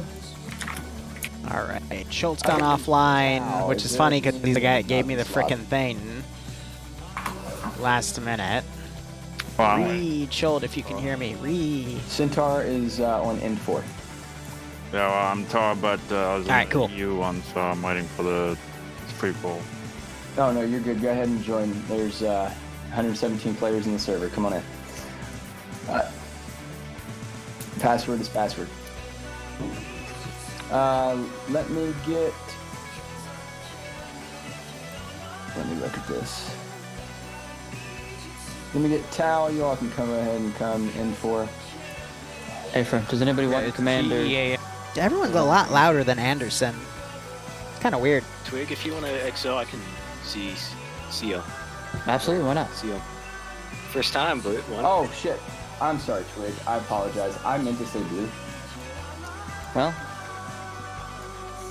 courtesy of Anderson. So, chat, how are you doing? How'd you like that first round? Sorry, I was updating all the commands, changing the music, managing the multi-twitch, and dealing with, that sus-looking clip. So, you know. Hey, Nighthawk, come down to Charlie with us. Come on. Also to all the old guard guys from older FNF that are watching, hope you're enjoying the stream. Hope I'm not too cringy for you. It's an acquired taste. I hate my voice too. Rest up here. There we go. Lurch. Somebody just took a slot. He's not going to do it unless you do his OnlyFans. Logan can get out of the assist and a pin in. Find me a fiver. Is Mito coming back? Pin, go. Alrighty, let's go ahead and start getting these groups together. Night Owl, I'll let you go first. Go and get your company together. Oh yeah, the fails have been pretty funny. Alright, golf. Barb cursing people with streamer's curse was pretty funny too. Yeah, go Alpha 2. Same with you, please, Coots. You guys go up there, I'll be happy. I'll do whatever it takes to make you happy. You know, everything else looks pretty good. Once they get up, of course. Anderson, I did an oopsie. Where do you want me? Who are you with? You're in for. Okay, thank you. Jay, no, we got 2 more rounds. It's round 2. I'm good after that. Run on secure. Don't you worry. We're going to be doing this for another 2 to 3 hours, give or take. Probably 2.5 max, actually. Just considering that the rounds are an hour and 5 minutes? Yeah, an hour and 5 minutes. And then you got the transit time in between both. It's fine, actually. Mito, I'm referring to you. You're fine there. Hey, my 60 seconds have been up for already. I'm just letting you get just letting you get ready to go. All right, Drake, get your company together. Makes my voice. Confirm. I would prefer to get Bravo and Charlie filled out as best as we can. Charlie's actually looking pretty good. If some people from second platoon have a few guys that can go up to Bravo, that's great. If not, just make sure that you guys have team leaders and who's second platoon. Nightshade, you could. Some of your sergeant and medic might fill out a team though. I don't know. As you see fit. Round 1 went all right. They're good. Wuna's close to the end. Be with us, I think. A few crucial mistakes though. Delta has a squad lead.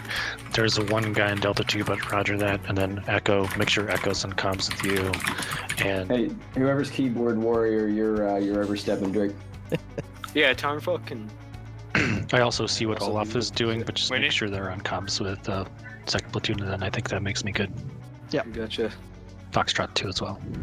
I'd like Foxtrot 2 to be with platoon 1. Yeah. Unless they already got one. Feel free to fill in. Spludge and Puva, move up.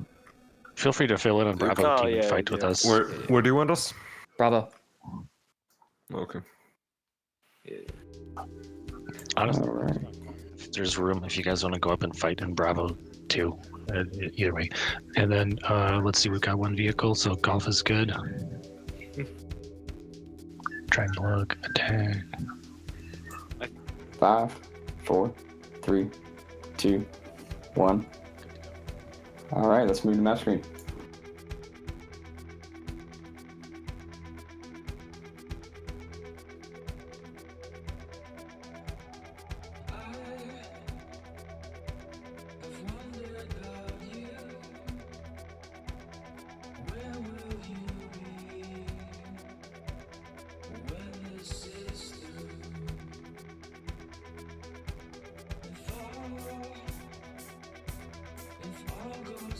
Christmas jingle. Once in a blue moon, we have a Christmas themed op in FNF, so 'tis the season. All right, what's our brief, Mission Maker? If Mission Maker's here. He's We'll not. switch it to tutorial. My knowledge. What is our brief staff? Is our career? Okay. So terminal hack rush. Yeah. Let's get rid of that. There's a sequenced. All right, any questions from our company leaders? Negative. Drake? I believe I'm good to go. Can I say one thing? Yeah, go ahead. There's one objective where there's where you can glitch into things, so don't do that. It's on your own if you do it. Damn it. Don't do stupid shit. Alrighty, well, that's the third without further ado, and with those profound words of wisdom, because we get mean about stuff like that, round 2 of FNF starts right now. All right, F1 to make the menu go away, P to make tracers go up, page up to increase render distance. All right, Barb, what? That is very good. Well, CAC. All right, so we have Blue 4 versus Green 4 today. Blue 4 on the attacking faction. So far, Blue 4 has, other than NA round 1, they lost every single round of EU. So let's see if they continue to break the streak that was given to them in EU. But it looks to be standard 556. I think Woodland, either Marine, I think it's Woodland Marines, but your standard 556, 240, Bravo, machine gun teams, 249, machine gun for the squad, 72A Law, Mark 11 for the marksman rifle with a Chinook that is armed with 2 miniguns on either side, the M134s, and 3 M113s and the 1117 with the grenade machine gun, the 40mm 20. I forget if it's 20 or 40mm. Rescripted to fire. Okay, fire 7.62 instead. And then they've also got 3 of those MCRZ. Just those funny MRZR. wired. That's it. Yeah. Those 4-man. I don't even know what to call it. Wireframe card. Just to add, yeah, just to spell check me, and then 4 transport trucks. So I think they'll have enough people to move around with just the trucks if they want to, but that should be interesting nonetheless. Looking over, teams will use the MRZRs, but yes. Yeah, probably, and then any like command teams that want to do additional recon. But opt for 7.62 based rifles, looking like the Cherno Russian Defense Force. So, Liru, real quick before we go further into kits, I just want to bring your attention to Terminal 3. Ooh, there's a Christmas tree. That's what they're doing. They're raiding Santa. The Cherno Russians are defending Santa from the capitalist West. They're not the Cherno Russians, they're the elves. So that's... Is that racist? Is it? I don't think so. Wait. All right. Well, I mean, they can get on the 2 towers. I mean, yeah, no, that's... This is Liru level bullshit that would be made. I like it. Yes, which is I what I want to see. In a good way. This is Liru level bullshit in a good way. Because this is going to be, with the terminal side of it, it's going to be, like what we saw with the Objective 3 with the first round. It's going to be, you got to just drag them out, kicking and screaming, bullets in their faces kind of thing. But sorry to interrupt. We can go back to kits. All right, going back, the elves are loaded with 7.62, PKMs, PKPs, GP25 for their grenadier weapon, and I would assume SVDs and RPG 26s. AT-wise, they have the RPG-32. I would assume that Blue 4 has the Carl Gustav to mirror that. And the only Vics they have are transports. Oh!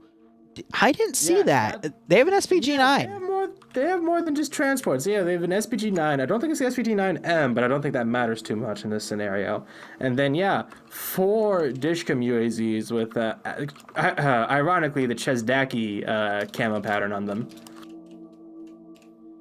In fact, all these have the Chezdaki patterns on them. Command. Very interesting. But yeah, it's kind of similar to last time. Green 4 with 7.62 AK rifles. Blue 4 with 5.56 style. Pretty decent matchup. Sorry, my cat has decided that my lap is a really good spot to lay on, and she still has her back claws, and I'm just trying to make sure she doesn't nick anything important. Yeah, well, yeah, hopefully. Just I gotta now find a comfortable angle because having a cat sit on you is not good for your posture. Yes, while you do that, I will go ahead and start with the objectives. Yep, go ahead. I'll hover over Terminal 1 as I... Did you just... Yeah. Did she just sneeze all over? Why? Why? She gave you the corona. My brother actually might have the corona right now, so... Oh my gosh, great. Good thing I have this napkin. Go ahead, go ahead. Talk about Terminal 1, please. Sorry. Oh, Terminal Bramble, 1, what the right fuck? Over the border, just like about what the actual fuck, you... from Blue 4 safe start area, so... all over my audio equipment, too. What is wrong with you? And just give it to the attacking team. No, we're cleaning your nose. Otherwise... Don't you turn your head from me. Hold it. They have a nice big, well, I wouldn't say big. Oh, it's pretty small I feel it all over my leg. That side is a bunch of trees and hills that Blue 4 can, I think, pretty easily move up between. Then you have the MSR coming in. Once they hit this 3-way intersection, please lift your hind just legs up. The Don't claw objective, me. then it gets pretty open, want you to and lay decent defenses can be on made. my lap. If, okay. Green 4 were to set my up, dick. That's my dick. Stop it. I would say, yeah, watch that MSR and that central clearing. Oh, you. The way the map is set up this round, Sit. it's actually pretty, Move your foot. Pretty tight. Not a lot of room to maneuver around things. AO's probably about come on, 2 clicks wide, motherfucker, all around. Ow! But that doesn't leave a ton of room. You good? Otherwise, like, good? Blue 4 can come in from the east. Is that good for you? This kind of side road, or even a bit more west if they decided to come in from an unexpected flank, but that would still leave them exposed and having to cross an open field. Okay. So yeah, either down the MSR or from the east. Moving on to Terminal 2. We have an objective, a little factory area up on top of a hill. Decent defensive position, generally. Good eyes looking south. Ow, no, that's my dick. Ow, fuck, yeah, fuck! Would pretty much have to set up along the crest of the ridge in order to keep proper eyes on things. Otherwise, Blue 4 can move up pretty uncontested. And you good? Get in stay. Close and, fucking stay, I swear to God. That can be really effective. Stay. Otherwise, pretty decent brick wall perimeter. Good kitty. With enhanced movement, they can just hop over that.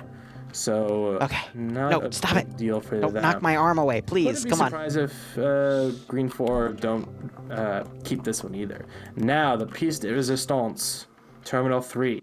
We have a big old Amazon warehouse-style bunker. Yeah. Just a bunch of concrete and brick and stone.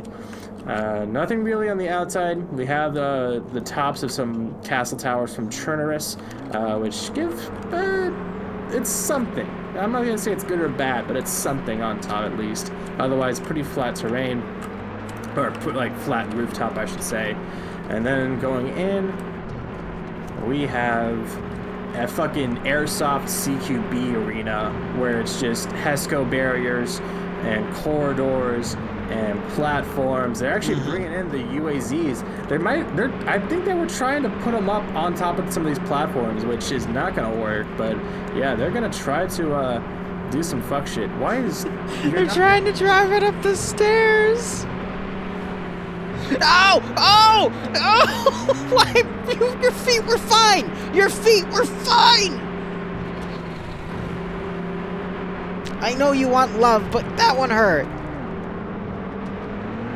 Yeah. Okay. The objective itself is underneath the Christmas tree with a bunch of other presents from Santa Claus, and capitalists are here to blow them all up, which is unfortunate. They're still trying to. It's gonna get blocked by the railing. Or it's gonna get. Yeah, like, what do you think was gonna happen, Kunk? They're doing their best, okay?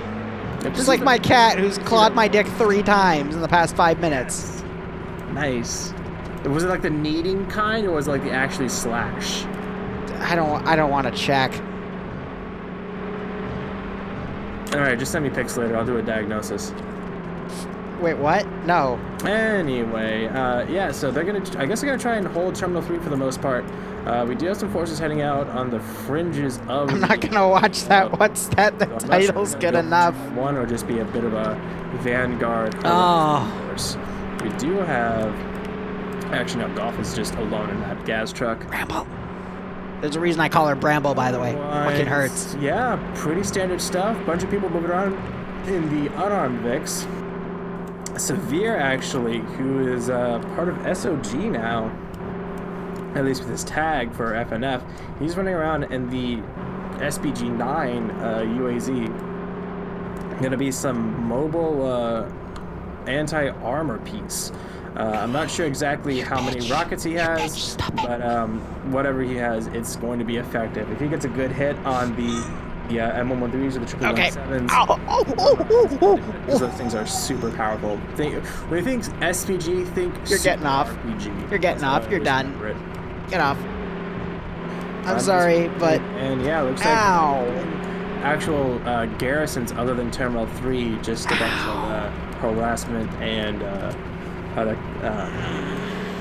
kind of fuck shit with their assets. That was all really fascinating, Barbarian. Thank you. No problem. I detect sarcasm in your voice. No, there wasn't any sarcasm. It just hurts a lot right now. Anyway, so we've got Independent, as you mentioned, with that rocket position with Severe. I think they're going to try to garrison right here. I think they're also trying to angle the garage a certain way, because the garage door has been pulled down a little bit, but I'm not sure if that's actually something you can interact with Ace to adjust how far up and down the garage door goes, but that would be pretty cool. I got Jello looking at it again, though. They might try to set up an AT position right there, and we have 4 minutes remaining still, but Green 4 has a decent amount of units. They might be trying to deploy a lot of perimeter wall, because we got buckets right here with the RPG-42. If they're lucky, they might be able to catch Blue 4 before they get to Terminal 1 and get a few free vehicle kills. Yeah, Basspirit now actually has one of those gas trucks loaded with 7 extra dudes in it. I mean, it's a small fraction of the main force, but I think they're going to just... They're not going to give it up without a fight, but they're going to try and fold and withdraw at the first sign of any real contact or pressure. And there is still, obviously, the opportunity for guerrilla tactics. So yeah, we see a few people just kind of doing a little bit of kind of solo or small team defenses. Vagrant has the one of the Dishcom UAZs along with buckets. Ghoster and Logan are out here in the field as well. There's some potential here, but we'll have to see how Blue 4 tackles it and how this Vanguard force is able to react.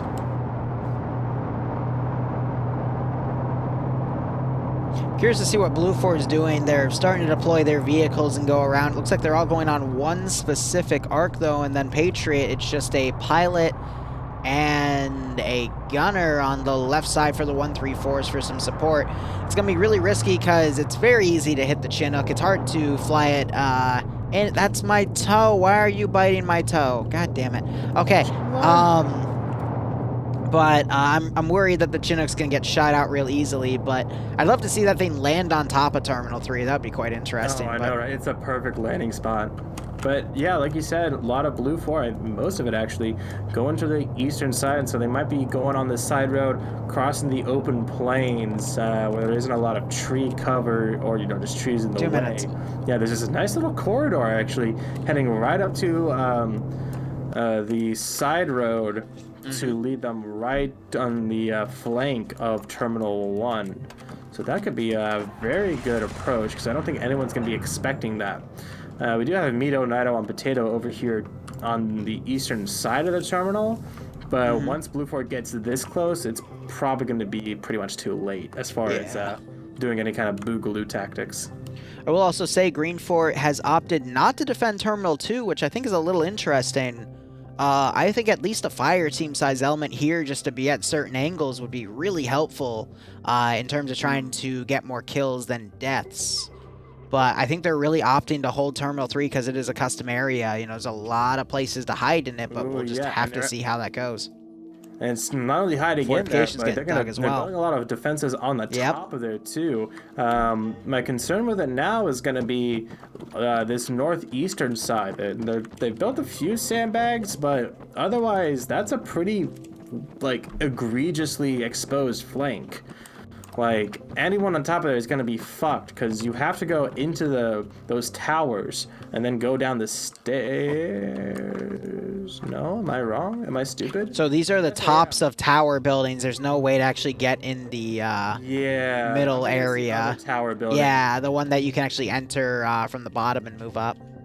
Yeah, exactly. But there's a scaffolding on the northwestern side, so they can just go down that. So that's not. Well, I mean, that is exposed in itself, but we'll see what happens. The fact that Blue Fort is trying to work on this eastern side, yeah, I would have thought that given the position of Terminal 2, I figured they would build up that kind of eastern defense a bit more. And I'm not sure why they're building this I don't even know what to call this, but they're reinforcing the sides of the entrance. I guess it's to prevent people from poking their heads, just around it. They're gonna be a bit make it a bit of a choke point. If they have to throw grenades out, they can go there. But the real difficulty here are going to be these little slits on either side that people can get in. I think they might try to use that to their advantage, but we'll have to see. But both can overwatch each other's slit if they take both, but we'll have to see what they decide to do with that strategy. Anyway, mission has begun. Blue 4 is making a massive vehicle charge on the eastern side of the AO, pushing through a forest here.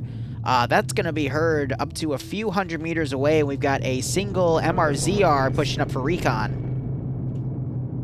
Yeah, they're actually not taking the route I thought they would. The kind of clear corridor to their west is a much easier time through the forest. And yeah, now they're running into a bunch of hills and trees, and that's just going to delay their assault a lot more. And now they're actually dismounting.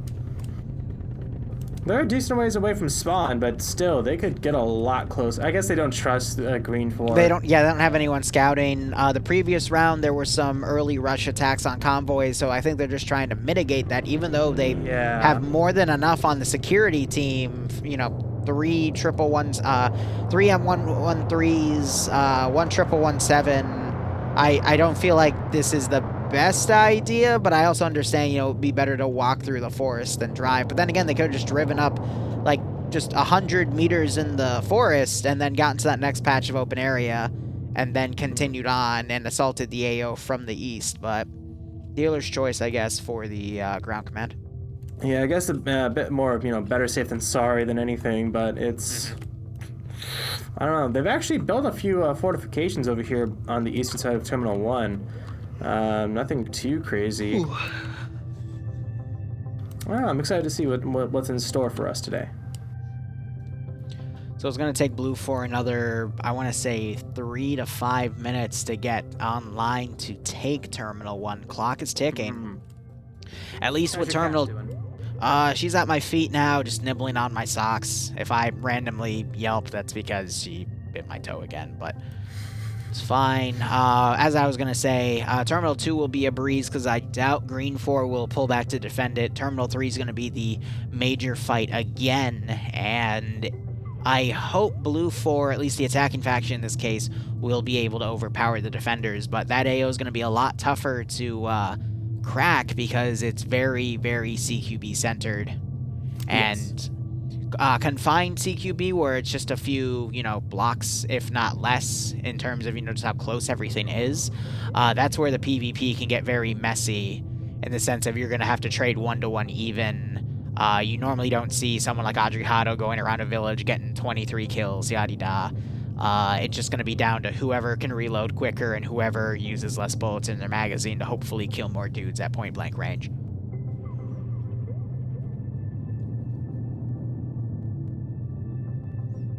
Yeah, like you said, not a lot to talk about apart from theory and projecting at this point. So one thing that is a bit of an oof is the Charlie 2 Matt team is on the opposite side from where they would be effective, so we might see them reposition, potentially going into enemy territory and then attacking the convoy from the south, but it's going to be up to Green 4 to try to figure out that they are doing an all eggs in one basket approach rather than a pincer maneuver, which honestly I think would have been a little better for the attack on Terminal 1, but I don't know. It also depends on what the Chinook kind of finds for its preliminary scout data, but yeah, she's pretty high up there, though. She hasn't really done anything over Sector 1. She did a buzz close to Sector 3, but I don't believe she was engaged. And yeah, like you mentioned with the Matt team, Fun Guy and Severe with that SPG-9 UAZ, they're looking down, yeah, that main corridor with the main service road just south of Terminal 1. We actually have that MRZR scout team that you mentioned, I think. Yeah, Twig King and Pop-Tart from Pluto. Just a couple of rifles, nothing crazy. No marksman or anything, but just trying to get some eyes on there. If they see that fortification, even if it's empty, they know players have been here. It's like seeing open doors in DayZ or something. The evidence of players being here is enough to cause some concern and apprehension. So by the way, from Terminal 1, I can faintly hear the triple ones, excuse me, the 113s. We have Wiki pulling out Vector 21 and looking in that direction, but I'll be curious to see if they order the Matt team to go at a different angle. Bassbeard also back here might start hearing it as well. He is one of the independent marksmen. So yeah, I think he's also looking around for that Chinook as well, because it is pretty loud. It's a good, in all honesty, yeah, it's a good click away, but we can still hear it. It's one of the loudest Vics. Yeah, I mean, that would be good. If the Chinook was flying over the 113s, that would do good for noise pollution, but... Well, guess what it's doing right now? Yeah, I know, but by now, they've heard the 113s coming, so...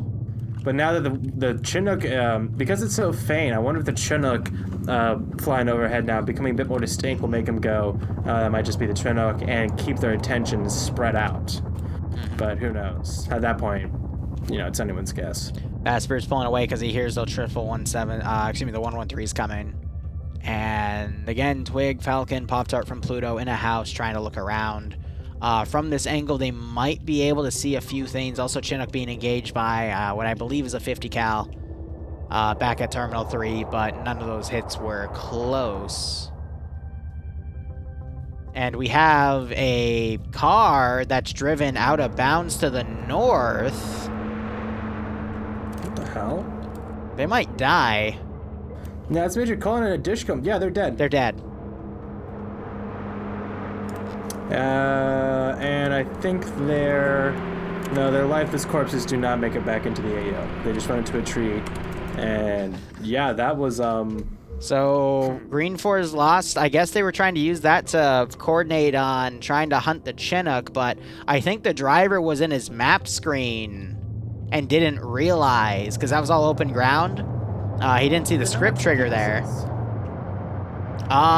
Maybe he didn't have it on. I don't know, but that was kind of ballsy there. I mean, I don't know what to say about that. That was definitely some sort of like user error, but that's cost them one of their 4 gun trucks. They got 3 more remaining, but you know, that's one that could be trying to hunt down the Chinook if it flies over enemy territory. So I don't know. It could be. You never know. Especially with the 134s and the Chinook.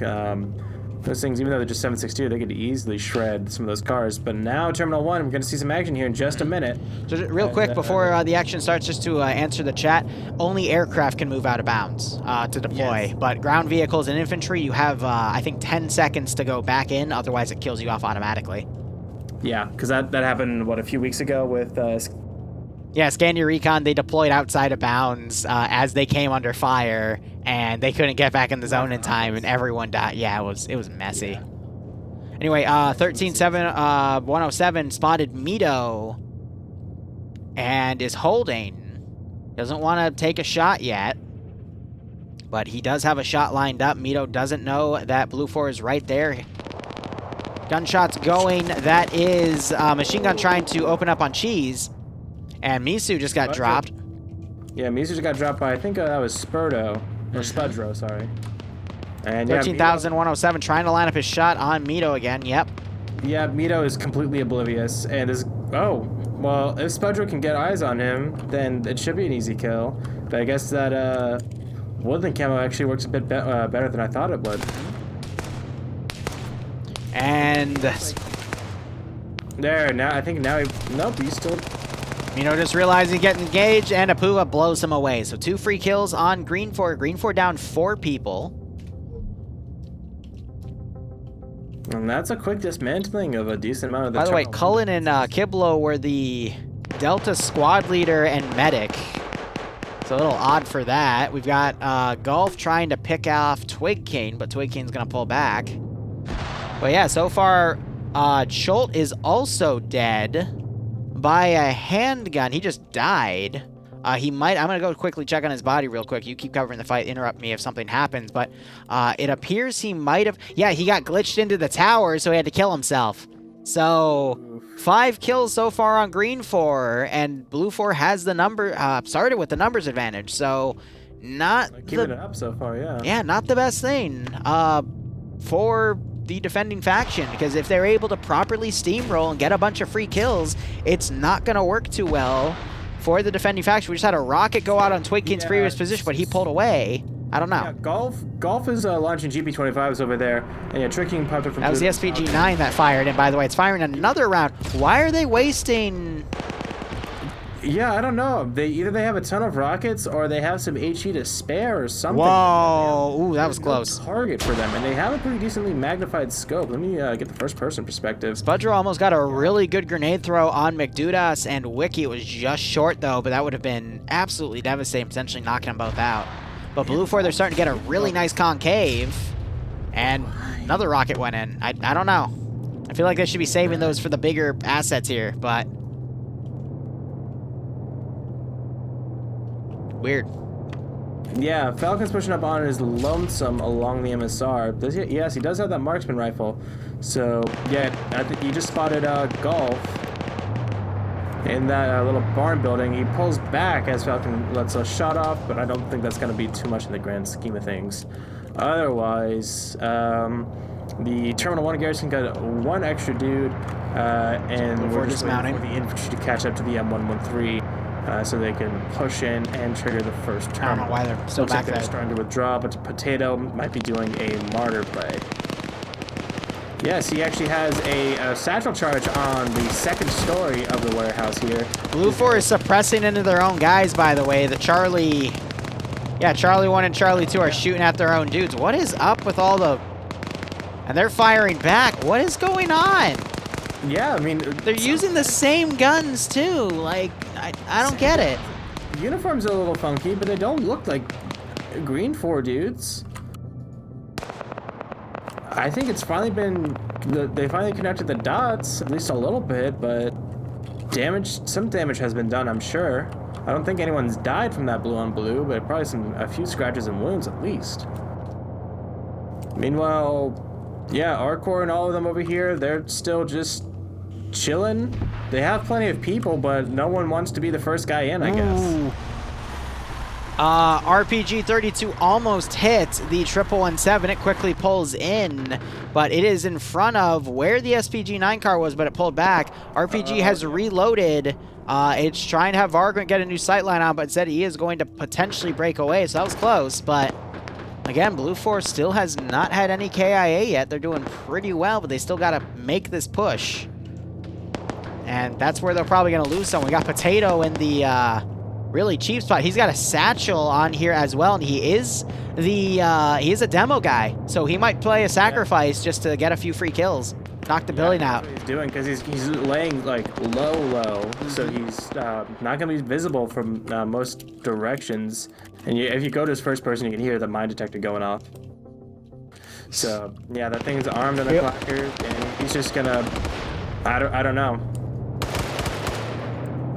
Something goes off behind the lines of blue fort here as they start. Yeah, McDudes was firing RPG into 113, but it missed.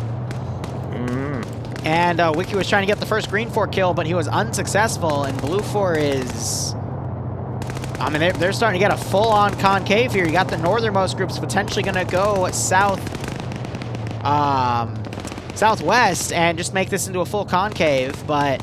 And I get why they're being cautious in all this, but they really haven't come up with any, like, their biggest obstacle here has been themselves with the blue-on-blue we've seen. No one wants to push the actual position. I don't know if they're waiting for Charlie to get online, but this is going to play an Independent because Independent's just trying to whittle the clock down. Oh, and they spotted Potato because Arcor looked through the window at the right angle, and Potato actually drops down. So he's been made. He's going to hide in this little foreman's office. Yeah. As Hoyt comes in, Potato closes the door behind him. That's good. He should go prone as he medics, but otherwise, yeah, they're burning time. They've already spent 15 minutes just trying to close to this objective, and there hasn't been much to stop them other than themselves. I'm in Hoyt's first person. I think he saw the top of Potato's head because he is now trying to clear that building. Potato should hear those footsteps. And Hoyt now does the touch. Gives it the good touch. No, he doesn't. He holds off as more fire comes in, and they blue on blue. I don't know who got the kill. Explosion goes off, but nothing happened. Potato got the kill. Potato got the kill somehow. And Potato goes down, but eliminates this other guy. I don't know. I don't know what just happened. All right, hack initiated by Arcor. So Green 4, you know, they lost, excuse me, Blue 4 lost a few dudes here. Potato could wake back up because Cool Breeze didn't double tap. And you got this 50 cal pulling up and shooting. This is interesting to say the least. Potato's not gonna wake up, right, Barb? No way in hell. I'm saying nothing. No, come on. You got to curse someone last game. I want to curse someone this game, except to help them. Or can curses only hurt people? I don't know. I don't know the rules. You gotta do it in a harmful way. You needed to say it as like, Potato wakes back up, he could kill all of them if they don't double tap him, or something like that. You gotta frame it. Okay. Gotta frame it. Gotcha. That's how the curse works. All right. Since there's not gonna be much action, I have a tangent that's somewhat related, if you will allow me. Spudro turns around, looks at Wiki, and fills his body with lead. McDude's getting a kill from under a little spruce, and he's trying to find more angles here. People are suppressing up to his position. McDude's gets a second kill. He's got to start considering being mobile, though, because people are going to start finding his position from that audio PID. You got Brennan looking in.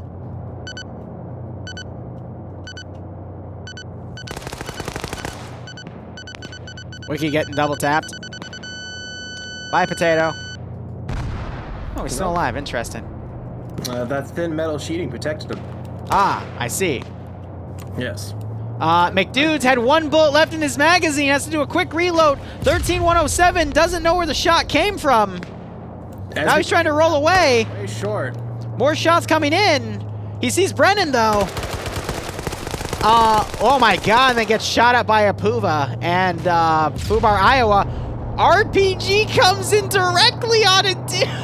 Oh my god. Oh, yeah. I see his body. Who was that? Was that the SPG? That was the SPG that hit him. I'm trying to find who it was specifically. One guy. Sergeant L. Chucky has become chunky. with an SPG-9 going right into his balls. That was, yeah. Awful. Not as bad as Chucky taking a freaking direct rocket to the face. Hot damn. Hot damn indeed. All right, so Blue 4, they have Charlie already leading over to the next terminal. We have Castris down. I think he's putting more explosive traps down. He's hiding in a tree. I'm going to quickly look at the map, see what other action is remaining. Probably just some straggler shots and whatnot, but let's see where he put those traps. I don't see any in the building. Oh, yep, there's another one in the building, but again, at that angle, it's not going to do any damage because it looks like the, you know, the shed tanked the last one, so who knows? Go ahead.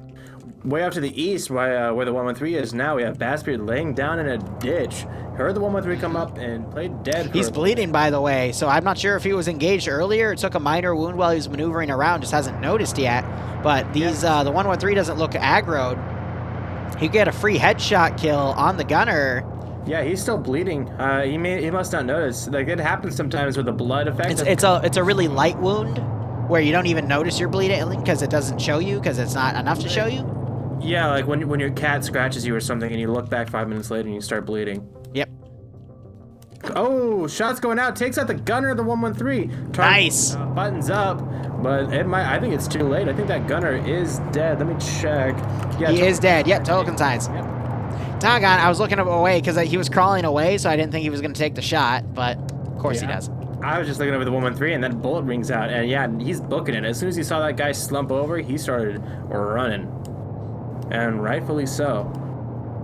He's going to hide in this barn building and try and hope the heat rolls past him. But my question now is, how's he going to get back to the front? He's got actually, of course, Blue 4 left him a present. Right south of the 113, there's a fucking transport truck waiting for him, all nice and warm already. Otherwise, yeah, Terminal 2 has one lone defender in the form of Castris. I think you could chill and just wait and, you know, wait for the 113 to sound like it's driving away, and then you can just follow it up because there's a lot of infantry here. He's not going to know that, but, you know, there's a lot of easy pickings for him if he just, you know, follows the 113. So Castris did a similar thing where he, well, actually pretty much the same thing as Potato, where he put the charge on top of the little shed inside the warehouse. But it's not going to do much. Yeah, as we've seen, that's probably not going to do too much to the building or to anyone around it, because the angle, shrapnel, whatever the hell you want to call it, isn't going to balance with any real efficacy onto anyone inside the warehouse. And plus, you left a door open, so that might tip them off. But either way, yeah, Cash is going to be the lone dude here, just burning more time off. We have 30, so he's hiding again. 15 minutes until 15 minutes. We have 30 minutes, 29 minutes actually. 29 minutes remaining. Yeah, and Blue 4 needs to pick it up, especially with this chonkin Terminal 3 here, that they're going to have to really... Your mic cut out. It's going to be tough for them, so they need to be careful with how they do this. I mean, I guess I could see the 113s pushing in, but then they have the dishgums there and plenty of, well, I was going to say plenty of AT, but really just the dishgums in there to deal with any armor push using those. Otherwise, now it's the waiting game again. The other teams from this western side of Terminal 1, some of them are like regrouping and repositioning. Severe and the UAZ are still there. I think they're still like anticipating them to use the main road. And it's like, if you, in this scenario, using the main road very much means death, just because of the terrain, not to mention the assets in play. Plus, they also made their position known, so they really should get going. At least in my opinion.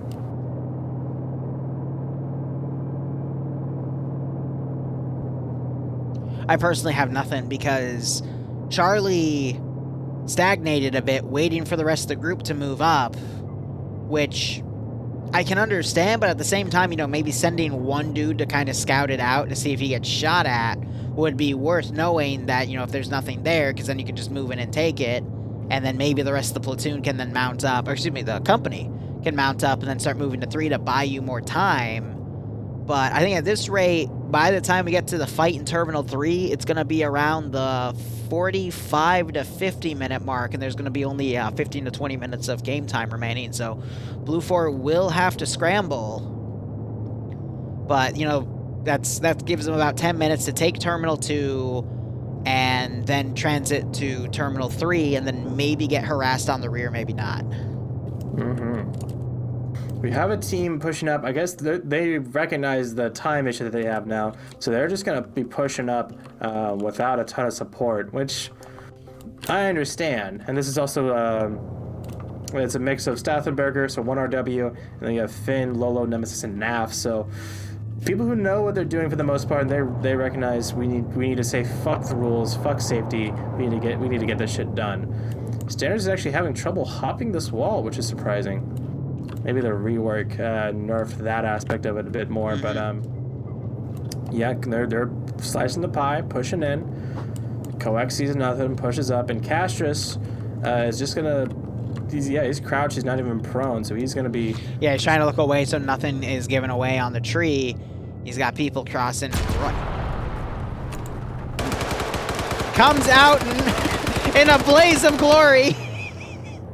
Well, you know, that was effective as he was gonna be. Yeah. Didn't do anything. He waited too long on that entry charge, though. It obliterated that guardhouse. It obliterated your mic too, apparently. But yeah, no, it was completely ineffective. They're gonna get Stauffenberg up, and yeah, that was failed terrorist attack right there.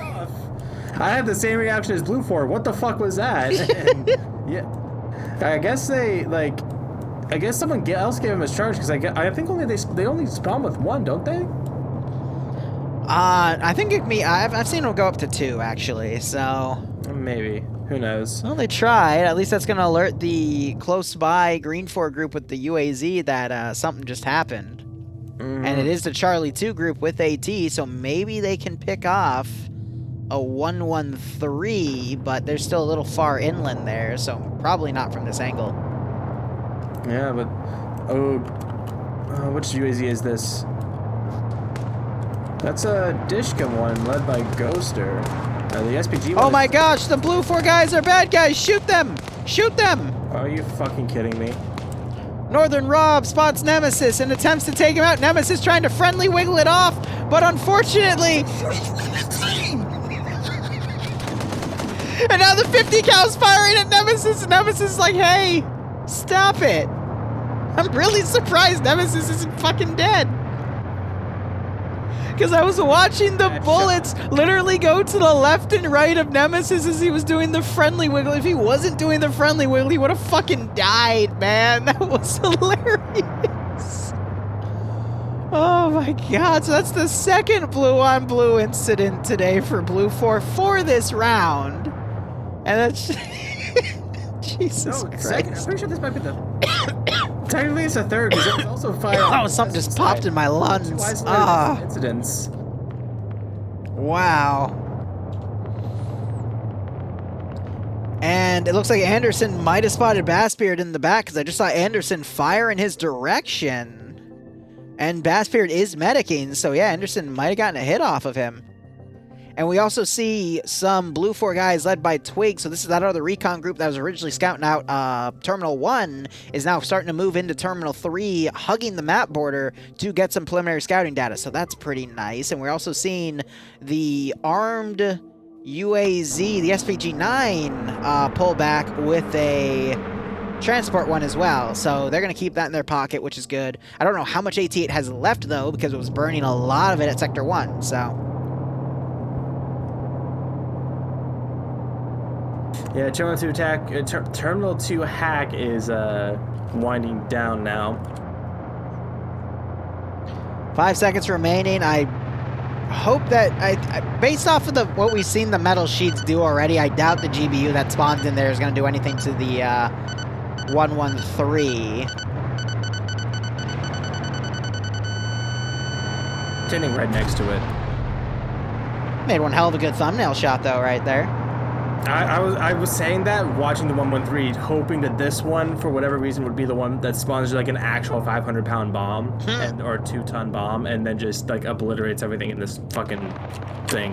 And there's the Dishcom UAZ opening up on the 113 as it pulls out the entrance. Yep, shots are really, really close to the gunner, but they shot out the left windshield.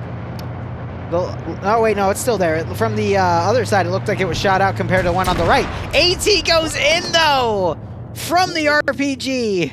Yeah, that was Vagrant with the RPG-32. And they're all going to get away, I think, except one. I think there was one extra person there who right there. might be burning. I actually don't see that. Hey, Deputy, thanks for the 713 sub, my man. Hope you keep enjoying the ops. Hope you're staying safe from COVID, and I hope you got a kick out of this. It might explode here soon. They just made them push off the UAZ, though. That was Nurse giving some really accurate fire there. We just heard some cooking off of that 113, but no explosion. So I'm sorry, Barb. But let's see. We're at the... Because you wanted an explosion. Oh, yeah. Because it was already blown up, unfortunately. We got more Blue 4 guys. Charlie 2 trying to turn around and engage. Potentially was shooting at Logan, who has turned around, and he is trying to do Logan things. Okay. Catch is watching this big clearing to the east of Terminal 3. He's going to have a 3-man team with Twinking Falcon and Popguard from Pluto push out into the open. He's actually the marksman, too, so he'll probably open up on them if he gets eyes. But as he turns away, they start to make a perilous crossing across the open field. Spotted only by marshmallows. He turns around though, but he from his perspective, he really can't see them. Like they're, oh, does he see Twicking now though? Yes, he does. He pulls out his rifle. Is Catch going to live up to his name and give him something to catch? We'll see. He actually, no, he doesn't even scope in. I guess he's just calling it up. He's waiting for the bigger fish.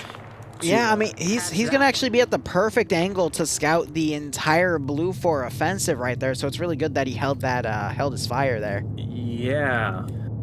I won't argue against that. It was probably good to hold his trigger. I also love how we have Blue 4 T5 Bay is scouting around for Bassbeard as Anderson is still holding Overwatch. They're just trying to make sure that that marksman, which is, yeah, Bassbeard, doesn't come up and keep harassing them in the rear. So Blue 4 going to do that push. We are past the 45-minute mark, so it might actually take them all the way up to the 50-minute mark. But once the 15-minute timer is called, they are going to probably put it in high gear and potentially make a mistake. Vormak was just shot dead. Ghoster is the only one remaining.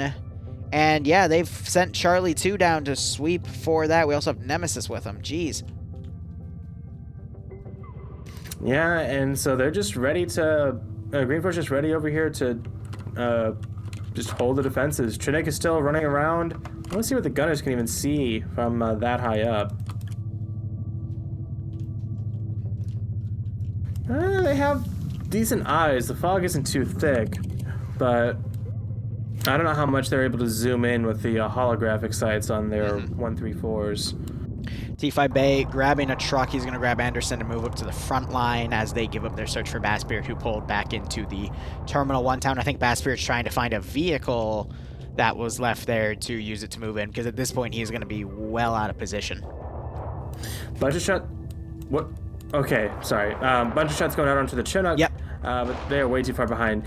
When Victor Koak changes seats, he does the thing where he pops out of the vehicle for a split second. Yeah, that means he's doing it with the ACE method, because it temporarily spawns you out of it, then puts you back in. Yes, and it gave me a heart attack the first time because. By the way, SPG-9 car going to drive right in front of the 117. I think they just spotted the 117 though. 117 now turning in front, but that SPG-9 is going to get a hit, and there goes the 117. Meanwhile, elsewhere, Stathenberger's team ran upon Ghoster, who was cut down in a hail of gunfire. I don't think he might have landed a couple shots, but I don't think any Blue 4 died of that incident. And flying... Your mic cut out again, but yep, both Formac and Ghoster are down. Logan might get a shot on the gunner of that M2, but 117 confirmed down. We just have two 113s remaining. But what is Logan going to do? We also have the Chinook doing some fast M134 runs on top of position 3, but he's going to call out that bunker, so Blue 4 is going to have to speed it up a little bit. Bassbeard is back up by Terminal 1, pulling him back. He's trying to find a Vic to get back in. Well, hey, he's got a perfect one right there in the form of a gas truck. Nice. And the other 113 pulling right up to Ketch's position. Ketch would have a beautiful headshot if there was someone actually in the gunner seat. The gunner's turned in, though, so he doesn't have it. But, yeah, I think he's going to camp there instead. That's that exact reason. You wait till you need to pop out. Yep. It's a pretty smart idea. Logan losing his opportunity to get this 113. Rolling up onto Fun Guy in the SPG UAZ. And I don't think any of them were expecting that. Grenades going off over the ridge. It's 2v3. Severe quickly trying to get in the driver's seat of the SVG9 car. Fun Guy gets knocked out. Severe, yep. I think Severe's going to pull out of the area. Might have just got spotted by Twig King, though. Twig King getting the first shot, but Lurch is better with his gunshots, putting them right in Twig's face. And now it's up to Pop-Tart to survive. Yep, Severe quickly driving that Vic back because they do not want to lose it. And you're going to start watching Catch get an entire Overwatch on this Blue 4 advance. Did the Chinook bust a rotor blade? Because it's doing the weird, like, circle turn thing that you do when you lost a rotor blade. I think he's doing that on purpose. Just so he can maintain speed. Also to let his gunner get a good angle, but he might have lost anti-torque capabilities. The rear one's spinning a lot slower than the front one. It's going down. Yeah, it's trying to auto-rotate with that front rotor. So that's going to be essentially out of commission, at least until it crashes. I doubt they have any parachutes in there, because at that height, I would absolutely, like... Yeah, I'm pretty sure the rear rotor got taken out. I'm like 99%. Hold up, he's saving it. He's saving it, so he might be able to keep going with it, but it's going to be a more of a school bus than it already is. Anyway, Pop-Tart and Lurch are in a 1-to-1. There's the 15-minute call. Pop-Tart was able to get the other Green 4 guy. No, I think he pulled back. Yeah, Fun Guy ran away, but he was down. I don't know at this point. I think the Blue 4 doesn't have enough time to really push up to this terminal with all of its assets and... Yep, they're going to start rushing, which is going to cause them to start falling apart here. We actually have Vonk's group over here on the southwest side opening up on Pierce's group. Look at that battle line. So they're suppressing that kind of flanking maneuver. Catch was spotted by Anderson and taken out on the opposite corner of the... large metal shed. I have no idea. Oh, Catch's body literally fell out on the outside of the building. And now Martin's like, ooh, a marksman rifle. Nice. Lots of fire going on this hilltop position. I think they actually got one. I think they got one of the dudes. Nice. Good shot. Nice. And the SPG UAZ is up there as well. Chopper gunners have been on point today. They didn't get a ton of hits on it, but yeah, just suppressing that. They've forced them to fall back now. And I'd say that's pretty effective for a crippled Chinook.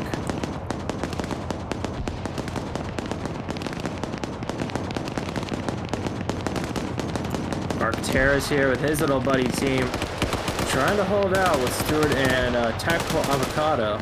Ooh, good machine gun. Machine gun burst went out, knocked out Fubar, Iowa. They put some sandbags right under a tree. And now you got Stewart with the machine gun and Tactical Avocado sighting his shots.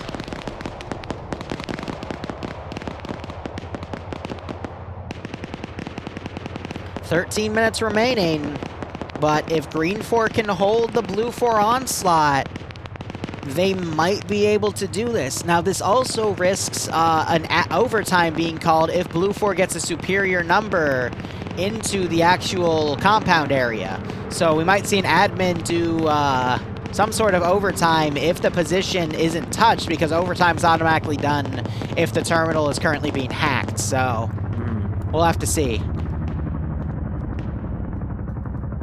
But we got main infantry force is now pushing in. Logan Bassbear on the southern side. Heavy resistance from the top of the bunker. We got a 113 mounted up, by the way, with 6 dudes. They're going to probably deploy a 5-man team on the western side to try to flank, but with the amount of time remaining, how close Blue 4 is to the objective, I think it's going to be too little too late there. As Blue 4 is doing its best to push. Do you think it's going to be too little?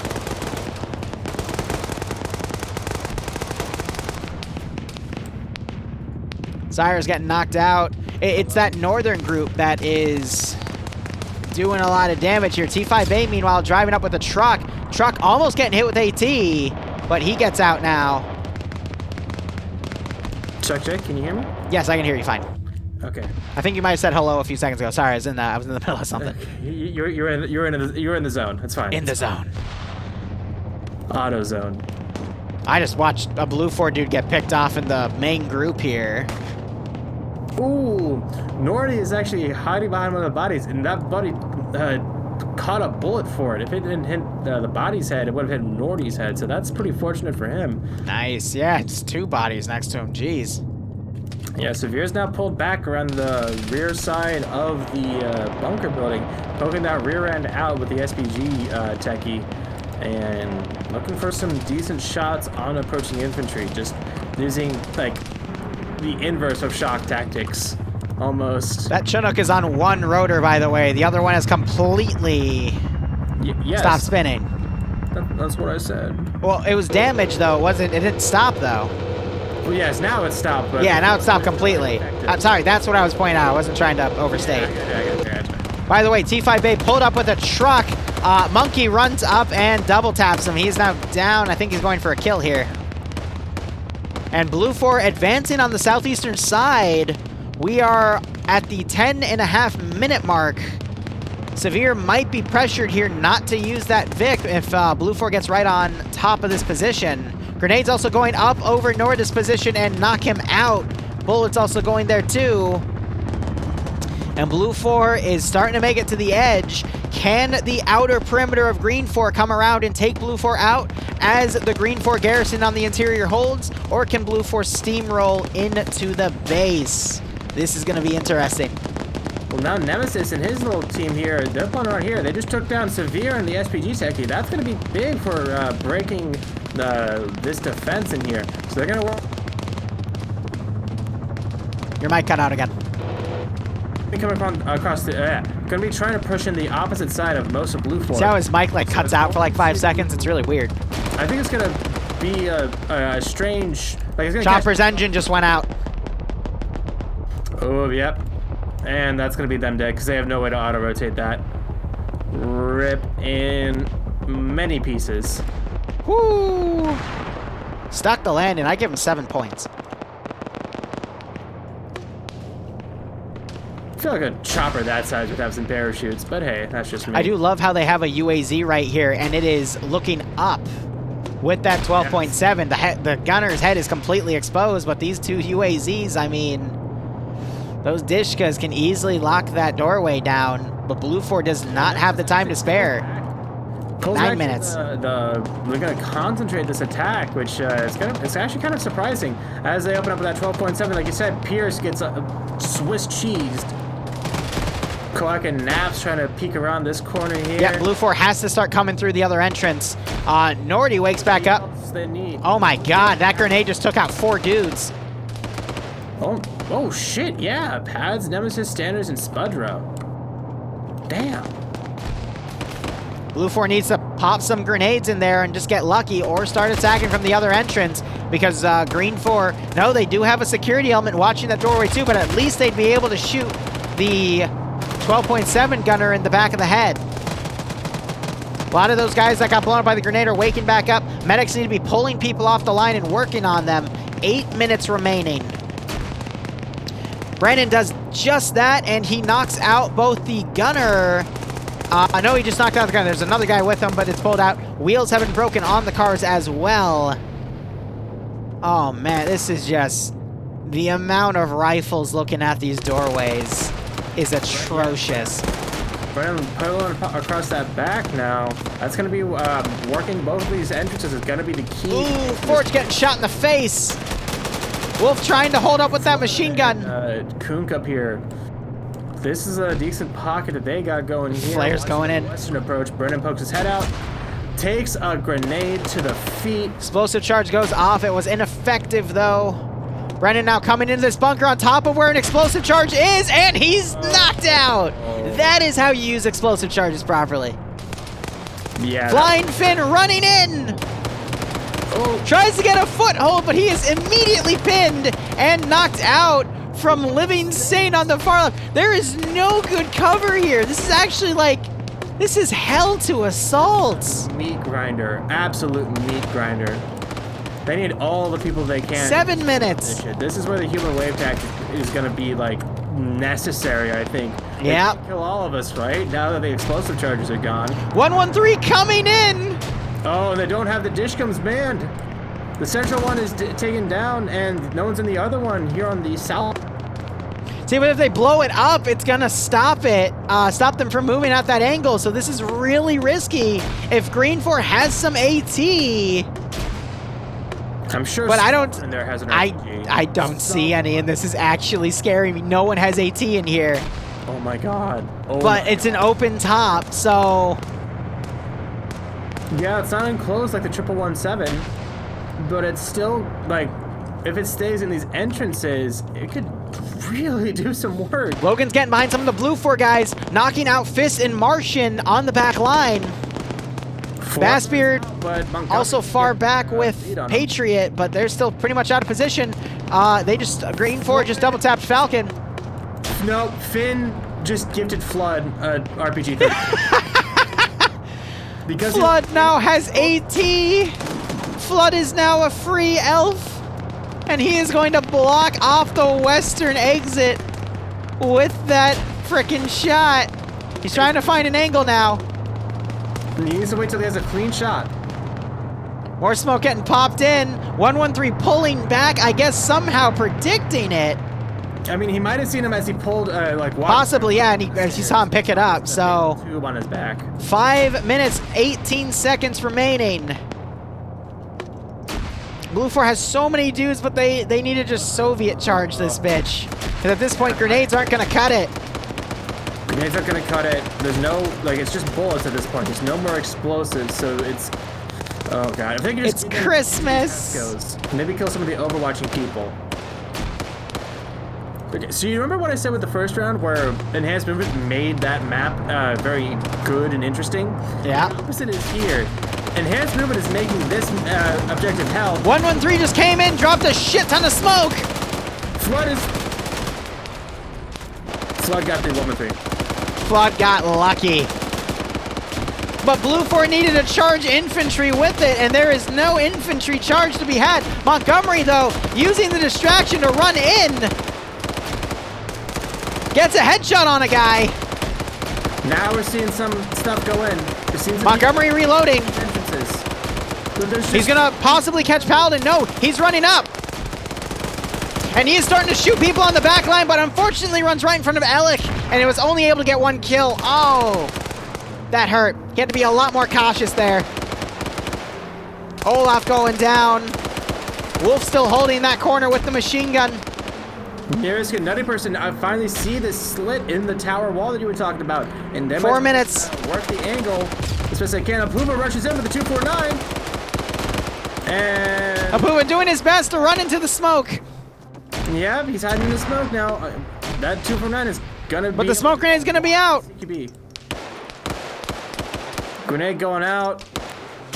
Unlucky bounce makes it ineffective. Logan, I think, died. Yep. But Apuva's. Getting shot by Living Saint on top of the rock. He's now running up, but he gets shot in the legs. No choice but to turn around and engage. He gets knocked out by Living Saint. It's a legal spot. Yeah, I mean, it's legit. It's not inside of anything, but it's just so fucking dirty. Spudro trying to bandage. Wolf trying to crawl down on him. He's getting engaged by Nafs, Nemesis, and Lolo. Tarnfolk has curled into the fetal position as he's down, waiting for the end. If Wolf were to look down, he would see Nielsen and Spudro. No. Paladins come down, knocks Lolo. This is just a... Oh, look, Wolf, I think, noted. No, he didn't. Okay. There's Nemesis. Oh, no. This has been so uncoordinated. That's the trick with Soviet pushes. Paladin gets hit by pads. Grenade knocking Nilsson to his feet. Wolf seeing Spudro come in with Flood starting to engage. Spudro not looking up. Lolo wakes up and gets hit. Spudro going down as well. 2 minutes and 15 seconds remain. But this is just an absolute fucking slaughter. It's a meat grinder, man. It's a fucking meat grinder. Jesus Christ. This is giving me PTSD and I'm not even playing in it.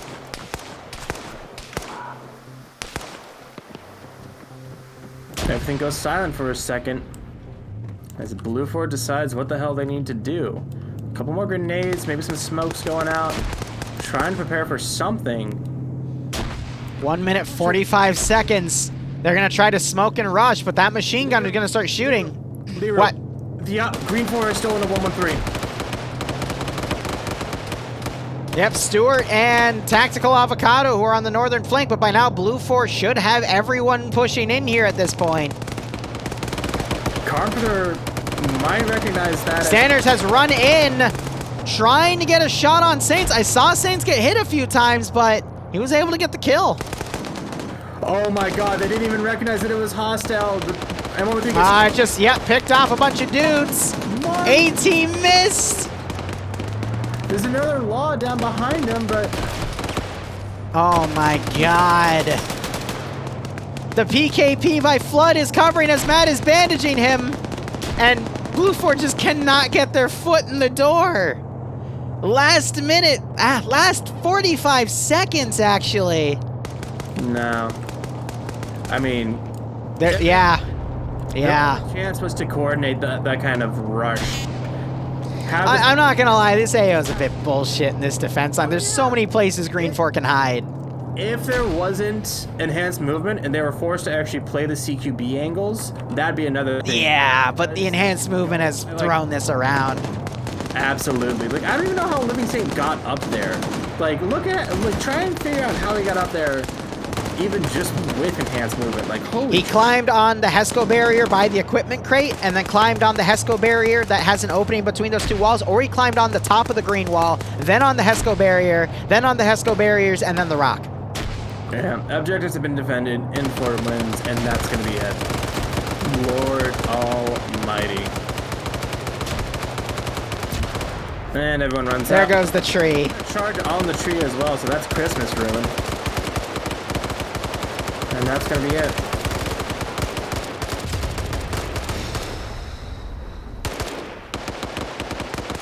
That was just a messy round. Yeah, you're Falcon. I'm actually gonna call it here for myself.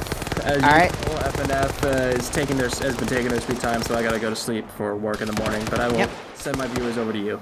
Have a good one, man. Same to you, buddy.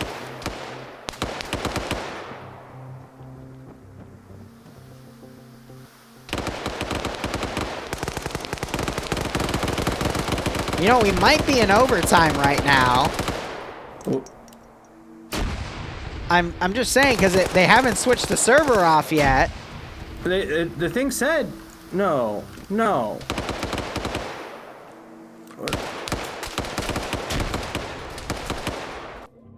Okay.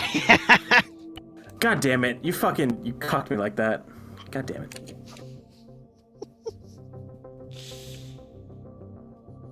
Yeah, that bunker felt really unbalanced with the funnel. Yeah, there's one more round, but I will be solo casting.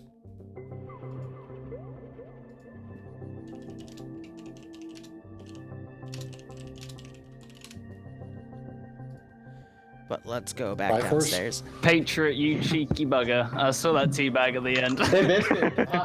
Alright, I'm gonna disconnect and reconnect because I got Isla Abramia. Can I say one thing? Guys, there's a lot of yelling and swear words at the end there. That's not needed at all.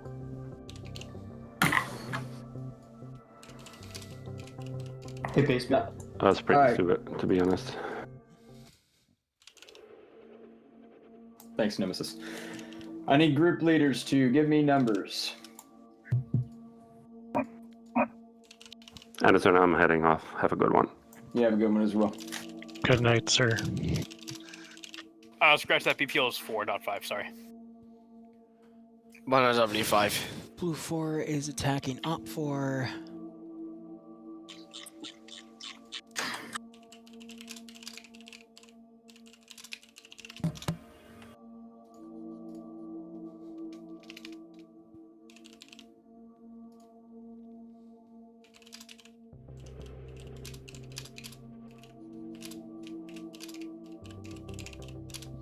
Blue 4 has a 20% numbers advantage. Let me also put the thingy up.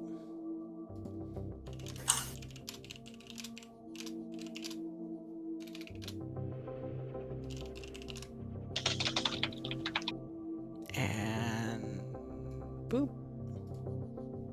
Okay.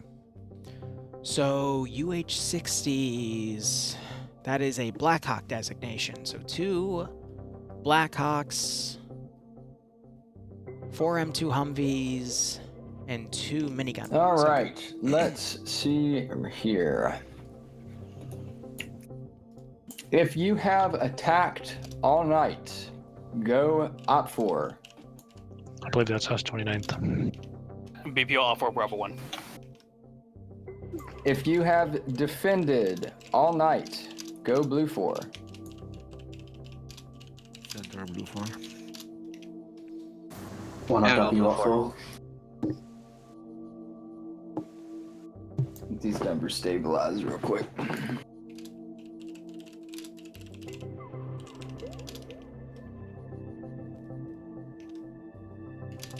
I'll go Blue 4.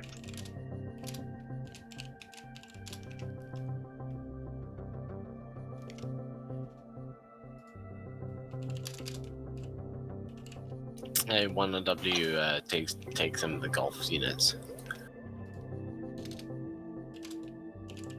It's been a while since we've done any new vehicle shit.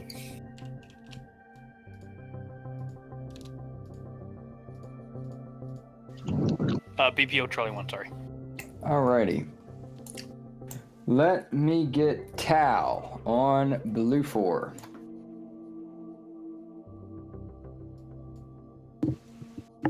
Let's get CSC on Blue 4. Alright, I'm gonna clean up the multi. Let me get the second on Barb, Blue 4. Finn, and Nemar off.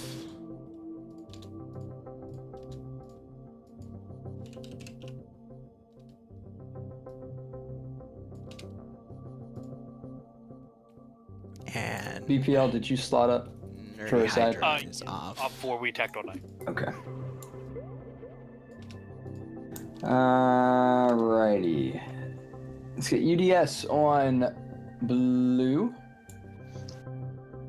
Yes, we are. Let's get TK Red. Cool. Let's put. That was an interesting raid. Anderson, we attacked all night, so we're. Oh, okay. Yeah, that's fine. That's fine. Second MRB, you all are blue. There's a lot of you not slotted, including myself. Oops. Are we in the wrong squad? Yeah, you all slotted into the wrong squad. Hey, 121's in fact not slotted, even though some of my guys early slotted. So I just got told by the, you all have, real quick, just for the sake of the reference, I was just told by the mission maker for the previous round, the Christmas one, that mission was made before they had their mod set update for this week that added back enhanced movement. So that mission was not supposed to be played with enhanced movement. That's why it seemed pretty unfair that Op 4 was, actually the defending faction was able to get onto some of those spots and just completely box them in. So that makes a lot more sense. We were talking about that, but yeah. Messy round.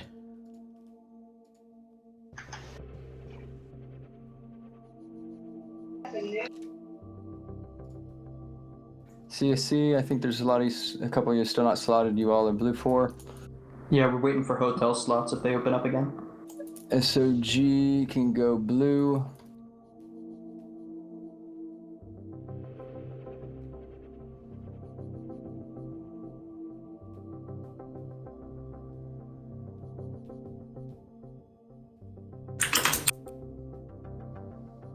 SOG blue second platoon.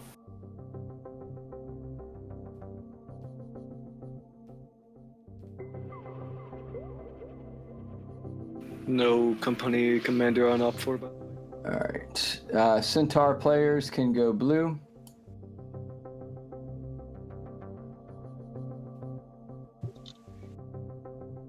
Poe, if you're here, drop down to Delta.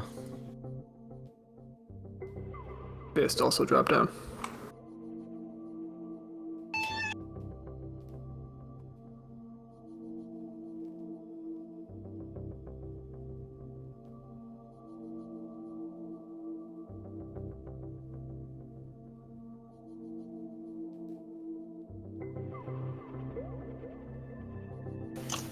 All right. If you're not currently slotted, you all can come blue.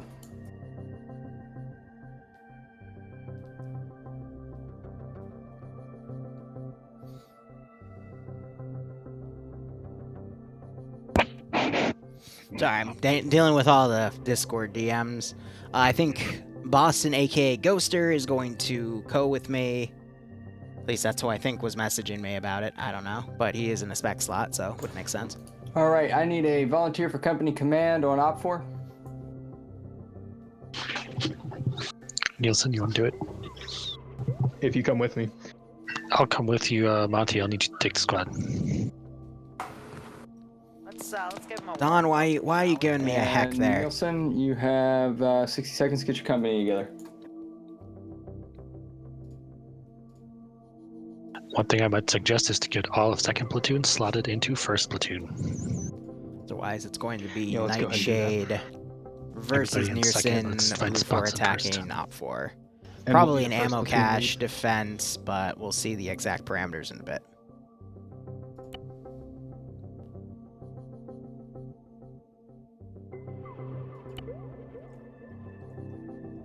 Let's go, let's go, let's go. So everybody in Delta 1, Delta 2, start moving up into 1, Bravo. 2, 1, move up into 1st platoon, please. Echo as well. Foxtrot 2. Let's fill out 1st platoon first.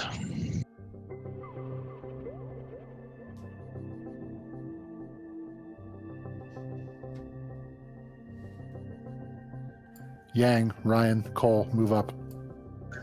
Pierce 2. So that's the voice of Major Cullen. He's moving his guys Let's up fill out to all the Bravo fill up Charlies different first. slots here, just to kind of make sure his squads are a bit more Are these full. guys AFK or what? I have no idea. Hey. Well, we're just about good, except a little bit of Foxtrot to Sergeant Flood. Staff Sergeant Kuntz move up to 1st platoon slot, please. Yeah, exactly, Ramirez. That was a tough one, but If you got only 1 or 2 guys, feel free to slot up in company commander slots, some sergeant and medic as well. It's just going to be a lot easier for command and control with less guys for our own 1st platoon. Night Drake, I'm gonna cut you there. Nightshade. Yep. Get your company together. Let's see. 1st platoon is looking good. If the assistant automatic rifleman in Alpha 1 can go combat engineer, do that. Mito, is your Bravo 1 just gonna join up on you?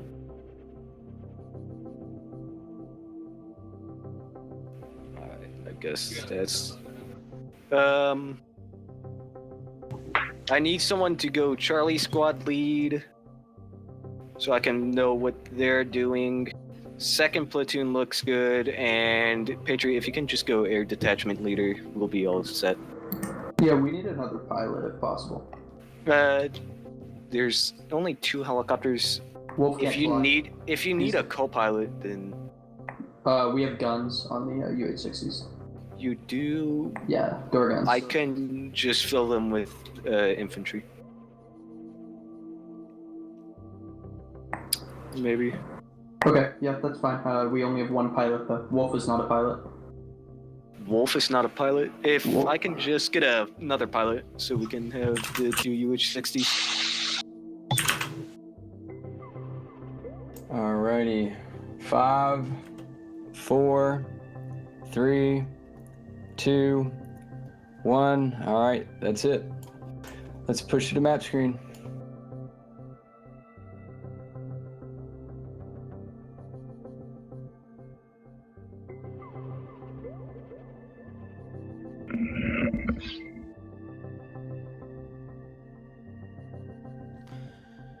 Did Bramble finally get me? I don't feel her by my feet anymore. I think she lost interest in nibbling on my I toes. love video games. Me too. Me too, man. It's 4 in the morning. What am I doing? Family route. Remember to pack your toothbrush, extra socks, That's swimsuit, 556 NATO, and a helmet before you go. Alrighty. Jesus. Can I get a brief from Mission Maker? Alrighty, so this is the last rush of the night, I promise. This is blue 4 attack, red 4 defense, 3 objectives, all terminals. Assets were listed, uniforms are pretty basic, pretty standard. I didn't do anything crazy for this, just a new map. Any questions? For Blue Fort, when you say transport, how many transport trucks do we get? Terminal attack and sequential. Just get one? God. They were Think like a all used terminal. Car dealer level of transport. There's more than enough, like, I think probably about 120 seats in total. Oh, nothing. Any questions from First our one was not sequential. Blue 4 is good. Last one was sequential. This one's sequential. Op 4 is good. Alrighty, this is the last round of FNF for the night. Thank you everyone for participating, and we'll see you again next week. Round 3 starts right now.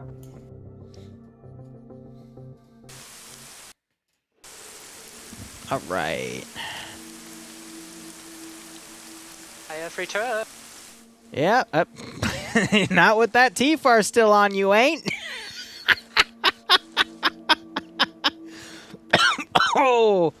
Oh, that was great. Alright, I promise I got it right. Not with that T-FAR on you, ain't? Don't you sass me. Oh, man. That was perfect. All right. How you doing, Boston / Ghoster? How is the night? How have your ops been? You're still alive, so that's great. Wait, they actually attached a fucking... Sorry, go ahead. Sorry, go ahead. Then I'll speak. I think you're seeing what I think you're seeing. Yes, I did. I guess they couldn't figure out how to actually like script the HE rounds on it, so instead they just added a mortar to it. There's a lot of flare on that vehicle, I'll tell you what. Yeah, that's interesting. It's mobile. That was kind of just the point, was it's supposed to be mobile. Oh, I like the camo. Alrighty then. On the little MD500. Yeah, it's the civilian Tanoan one from Apex DLC, so it's got that camo. This is what the Syndicate faction uses, so. We've got Russian versus what I'm willing to bet is US, the classic FNF matchup. And Blue 4 has a shit ton of Humvees and some flipped over RHIBs that are sinking in the water. Yeah, nope, that's very much intentional. Okay, how the fuck did that happen? He probably spawned it too close to the shore, so it flipped by clipping with the ground, and now it's And there's a little bit of waves on the water. Yeah, I see it now. Yep, but now the boat is actually sinking.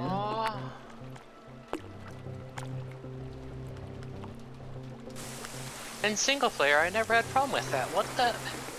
Whatever. It's legit. It's real. Don't worry about it. Oh, is this your mission file? Yeah. Lamau! See, your mistake was the phrase "see in single player," because I assure you it will never work properly if you only test it in single player. Well, take that from a Zeus. Yeah, well... No, Lawrence, why? It Sorry. forces you to be in multiplayer. None of you are going to get that joke. Like 15 different errors at you for being in single player.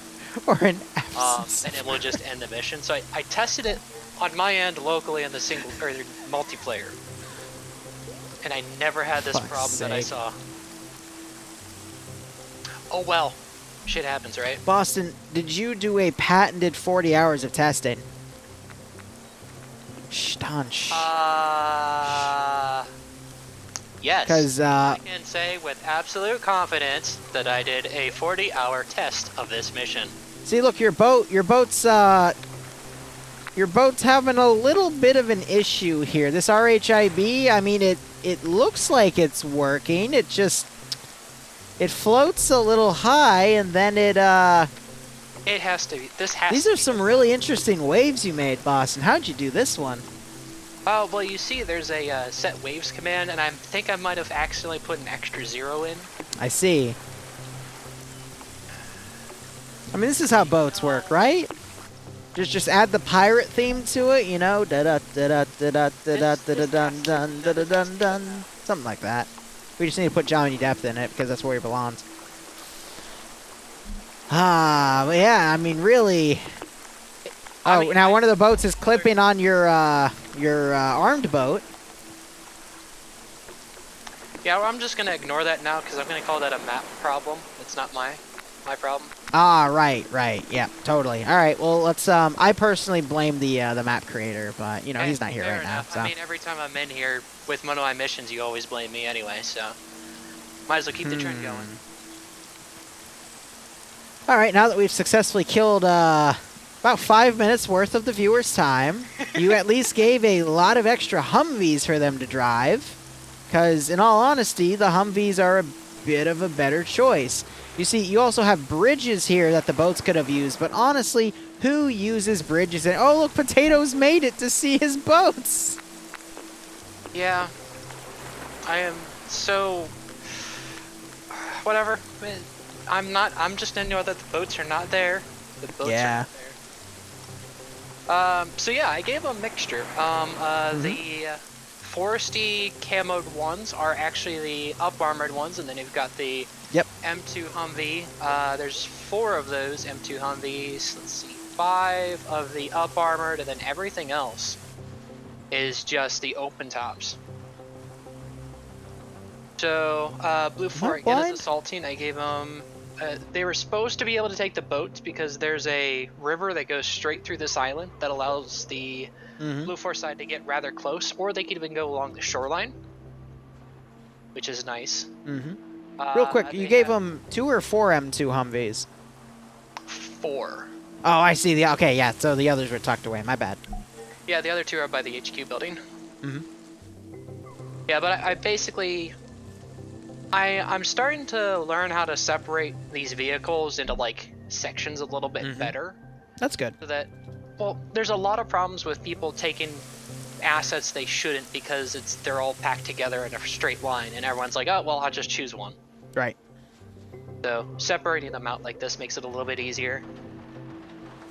Yeah, you separate it into 2 sections for both platoons to pick from, right? Yeah. And then command has the... limited, Yeah. But the intent is, you know, It this works. platoon uses this assets. Anyway, first objective we got up here on the radio tower. It's going to be the first one they have to take. It's in a rather open spot, which is, you know, done intentionally. Also on top of a big hill, so Anakin, you know, these out 4 are going to have the high ground.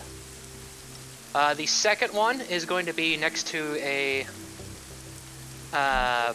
HQ-like sector. It's just a BTR, looks like 80, with a little rampart and a tent over it. And then, of course, the final objective is in a radio tower building at the very top.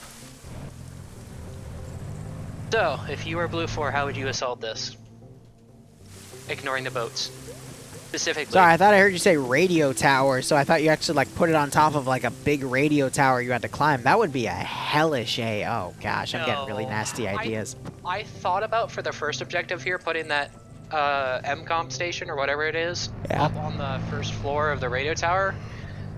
But, I mean, that's evil. It's so open to literally being shot at. Like, you couldn't defend it. That's what I would do, though. Or, I guess, attack it, I should say. But I will be interested to see where they put these BTRs and the PRP. So, with all of these AOs, I'm going to be honest, based off of how the assets were looking, I would... I'd probably just take all the Humvees, cross both bridges, send one group to Terminal 1, one group going to Terminal 2, utilize the ridges that we have here, you know, these big hills to try to move close, but it does create kill zones. You'd probably want a recon force to go ahead to make sure things were clear, because the last thing you want is an entire platoon going into kill zone. Using the M2 VIX as cover and also fast mobility, especially against those BTRs. Humvee can easily get behind a BTR and mow it down with some rear hits of that 50 cal to penetrate and kill everyone. And then I would use the UH-60s as both recon and just support by fire. I probably wouldn't use them for transport, because with how much their armor got nerfed with the latest RHS update and only a few shots can take it out, I probably wouldn't trust it. Yeah. Well, let's see how they all stack up. It still looks like they're all at the base. Gosh, and they're playing with the boats. Yeah, no, we're gonna still have one squad probably use one of the speedboat miniguns. By the way, that front GMG is not a GMG. It's Yep, it's unscripted. Yeah, it's rescripted to just the minigun on the back. So. Yeah, 2 miniguns, not bad. Right, because you don't really want to have GMGs in PvP, because it can get very messy very quickly. It's explosive rounds. You're not allowed to have explosive rounds. For friendly fight. But the big thing is that front turret is stabilized. So that's going to be a big help. The hell? But again, you have to shoot from the shoreline to, you know, really hit anything. Which the water doesn't necessarily come right up to any objective, but it definitely, you know, you could put some fire over people's heads.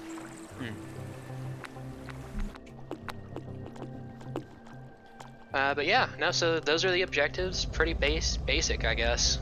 Well, basic for me and my missions. The boats seem to get fixed. One of them turned into a submarine, but I think that's just the server desyncing out a little bit, in all honesty. But they are going to take one boat. Those miniguns could be useful up to Terminal 1, because it actually goes into the AO, but only as a base of fire. Past that, they're a little bit useless, but maybe they'll use it to harass the rear element of Terminal 2.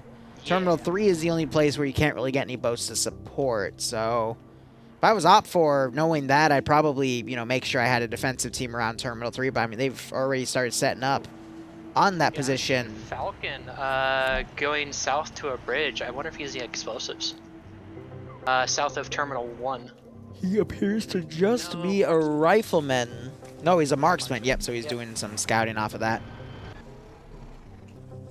Yeah, so it looks like they're probably going to go for a heavy defensive 2 and 3. I mean, that makes sense.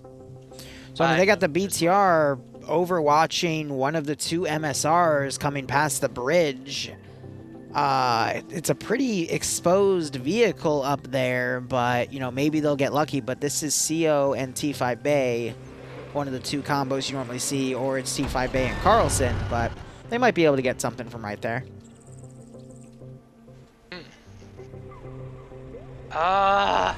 Who is placing those?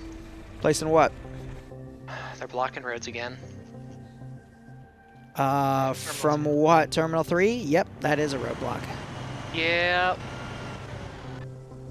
Well, okay, Terminal 3 is not too bad. They left plenty of room to get in. Yeah, for the vehicle to come in. 7 months, I guess. I was just looking over at Terminal 2. They have that little road there that comes off the main MSR, the dirt road, and that's hey, Jester, thanks for the raid. What are we playing? Morama? It's I don't know if Friday, so probably oh well. Deployment, right? Looks like we got a late and joiner Red Hot Free, here. thanks for the 7 month resub. Hope you keep enjoying the operations, my man. I hope you get a kick out of this Vietnam. Over back at spawn. Oh yeah, right. Friday nights are another 2 people in the helicopter. Secret Squirrel-esque thing. Or is that 3? That's 3 people in the helicopter for OPFOR. So pilot, maybe they have a marksman team in there. Take a look. I do see Logan in there, and I'm immediately having red flags. He is. He's a co-pilot. So it's Pierce, Stanners, and Logan in that helicopter. Let me look on the roster. Pierce is. He's platoon 2 HQ. Yeah, he's a marksman. Oh, interesting. Yeah, so they just picked the 1 marksman slot right there so they can have doubles, so it's interesting. And then we also have Buckets with the RPG-32. He's set up with Vagrant. They're digging trenches, staying up on a hill. They're going to try to catch some of the Humvees out of position, I guess.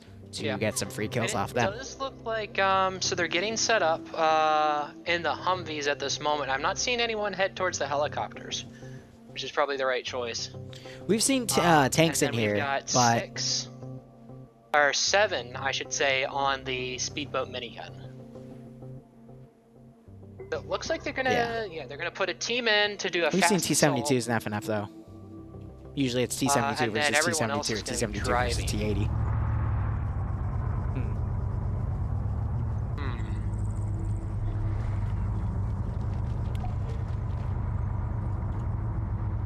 By the way, is it just me or do you sound a little bit tired with your new? Oh yeah, no, I'm starting. So I had to pull an all-nighter last night. I took a 2-hour nap. It was to make a 10-page paper. So my for a class, it was the final assignment. I got 4 things left to do: 2 finals, two finals, a website coding, and a presentation. But my brain is mush.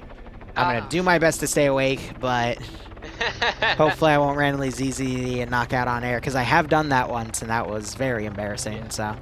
Well, all I ask is that you start queuing up those uploads. Yeah. Don't worry. EU's already processing. NA will have to be done when I cut the stream. Yeah. I know everyone wants to see those after they're done. They want to see how well they did and not, how well the team did. Oh, it's all about, oh my gosh, did Liru get me murdering these 2 dudes? And, half the time I do, half the time I don't. Alright, and that's safe start, and... Blue 4's they're doing the northern bridge. Yeah, I'm not even hearing the helicopter spin up there. One guy, I guess, is late to the helicopter. Wolf. Yeah, where's his pilot? And he just fucking gets in the door gun. He'll be fine. Victor Reznov is, he got run over, and Patriot's like, hey, look at that. Let me fix your leg for you, buddy. Alright, so they're pushing... Come on, give me the tags. Yeah, they're pushing all platoon. All of the company up to the northern bridge here. Boat might engage the... Yep, they're starting to fire. It's a bit far, though. Little Bird immediately turns away. Desync over here on the convoy. Oof. No explosions, though. That's good. Yeah, they're keeping decent spacing, which is good. Little Bird's going to spot the massive convoy movement, be able to tell everyone that they're moving in that direction. I'm seeing if any of the M2s are turning to engage. Daniel was the closest one. He didn't notice, though. He would have been able to hear it, though. So, that's interesting enough. Helicopter's ripping it, though. They can be really fast in that helicopter. It's not that they're fast, because I know the CHs can go, like, what is it, 350 or something like that, kilometers an hour? In the air. It's just that they're so quick on the turn. God, don't remind me about the vampire op. Finally revving up. Just a pilot. No gunners. Yeah, Wolf got out. He's flying around, so they're just going to use that purely as... And people are getting lost. They missed the turn, obviously, and now they're confused. Of course they did. So it looks like Blue 4 is going to do an opposite push. They're going to go from 3 to 1. There's 2 people in there. there. Clear out the enemies and then leave like 1 or 2 guys behind to capture the objective. Oh, the boat's opening up on the first hill there. Yep, on the BTR. Yep. I mean, it's not going to pen it, but it's definitely to look at. Just distracting. Yeah, and that BTR is coming down the hill. The big problem is, though, they have to worry about the shoreline over here. That, and if they can get the gun on a proper defilade angle to engage that boat, but that 14.5 will tear that boat apart. They found the angle. They're now firing onto the boat. I just saw blood splatter. One of the guys in the boat are down. Yeah, I'm seeing 2 down. So that went from +6 to a +4. Yep, 2 people unconscious. One of them wakes back up. Actually, there was someone in the... might have been someone in the helicopter that was unconscious. I actually don't know, because I saw 2 dots right there. Oh, and now they're getting engaged from... by the shoreline. Yeah, Hudson. Hudson with the... driver is down. He wakes back up and starts driving the rear gunners down. Yeah, he needs to move. That's a +3, so they've lost 3 of Yep. +6. Driver might have nope, that's the plus on the gun. He's doing his best to get out of there. Both of the gunners are down. Wait, Schultz walking back up. And now they're going to engage from Terminal 3 up on the hill. Man, they are just... They don't have anyone to engage though. Schultz, I think, is busy bandaging himself.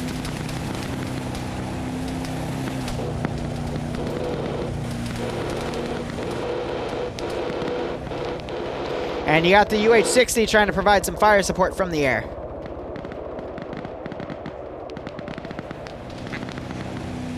So OPFOR getting a few free kills. And they just rammed the boat and hurt themselves even more. That's what? Hudson start firing at the little bird. So Green Shade just became Superman. Oh, interesting. Into the depths he goes. Neat. Alright, now we wait as the main force of the entirety of Blue pushes a river. Or swamp? Delta? What would you call this? Oh god, they're gonna do a reverse order attack. Reverse order. There's not been a single FNF reverse order attack I have seen that has worked. And we also have Mass pulling everyone else out of that boat. Pads is coming up though. Yeah, he has to get them on the shore. I mean, Cholt here, he's underwater. He'll drown. Same with Green Shade. He's been down there the most though. But when they're underwater, you have to do a painstaking process of, wait, no, he was able to get Green up, and he's awake. So if they can get Twig up and Cholt, that'll be a 4-man team that, you know, can assault from one flank. BTR 80s, what's that from Flood RHS? over here, he's running over to take a look. He might see the Blue 4 push. Take a look, come on. Easy. Yeah. Oh, I hear the mortars going off. Watching them go off too. They're going over towards Blue 4, so let's see where they land. Lost the tracer. Yeah, it's way up in the air.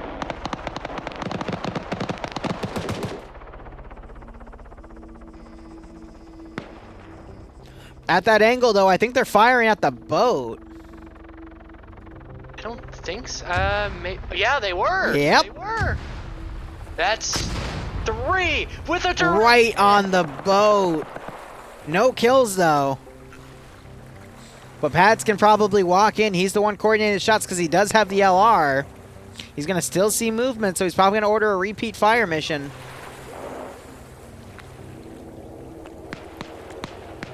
Yep, and now we've got Cholt the engagement. Flood and James getting picked out by Lolo, Narisk, and someone else who actually just went down. So with this strategy, what Blue 4 is trying to do is just a sweep attack with all of their force, but at a different angle. So they're going to have to leave Vanguard forces to defend the terminals that they take, because they're not going to be able to take it until they get to the other side. So a little bit of an interesting play right there. The big thing with There's the repeat shot. is that if they do it exactly like they are, any OPFOR that's left stranded, like in a forest or by a building or by a tree, can inflict heavy damages and slow the entire push to the point of it won't even matter if they, you know, if they sweep 1 and 2 or 3 and 2 to be able to get to 1, because they just won't have the time. And as you see with these rushes, you have to collect all 3 terminals, and regardless if you know you've got people in the area. All right, Pads made it all the way up to the boat. Only Mass and Green Shade are left. Jolt didn't make it. He got super quiet. Blue 4 now making a push here.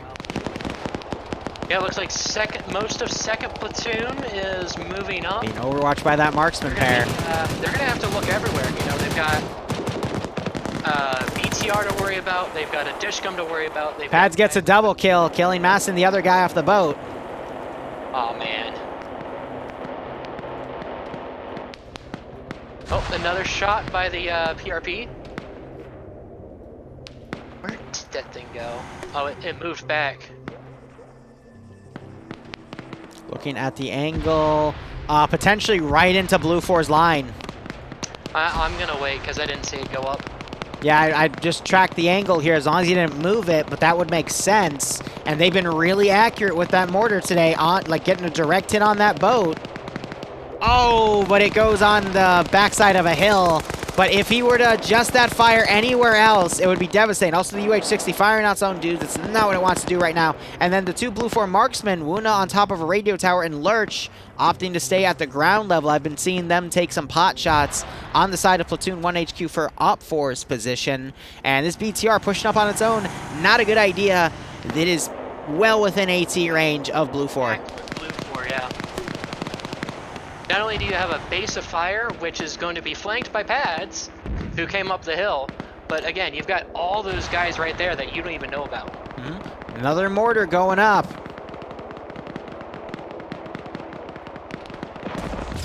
Ooh, goes out of my render. that was an AT4 right in the BTR. Dismount stuck. Ketch is able to take out Paladin before he goes down. Bass Spirit still in there. Blue 4's gonna have to pull away so they don't get blown up, but Bass Spirit might use that to get away. That's exactly what he does.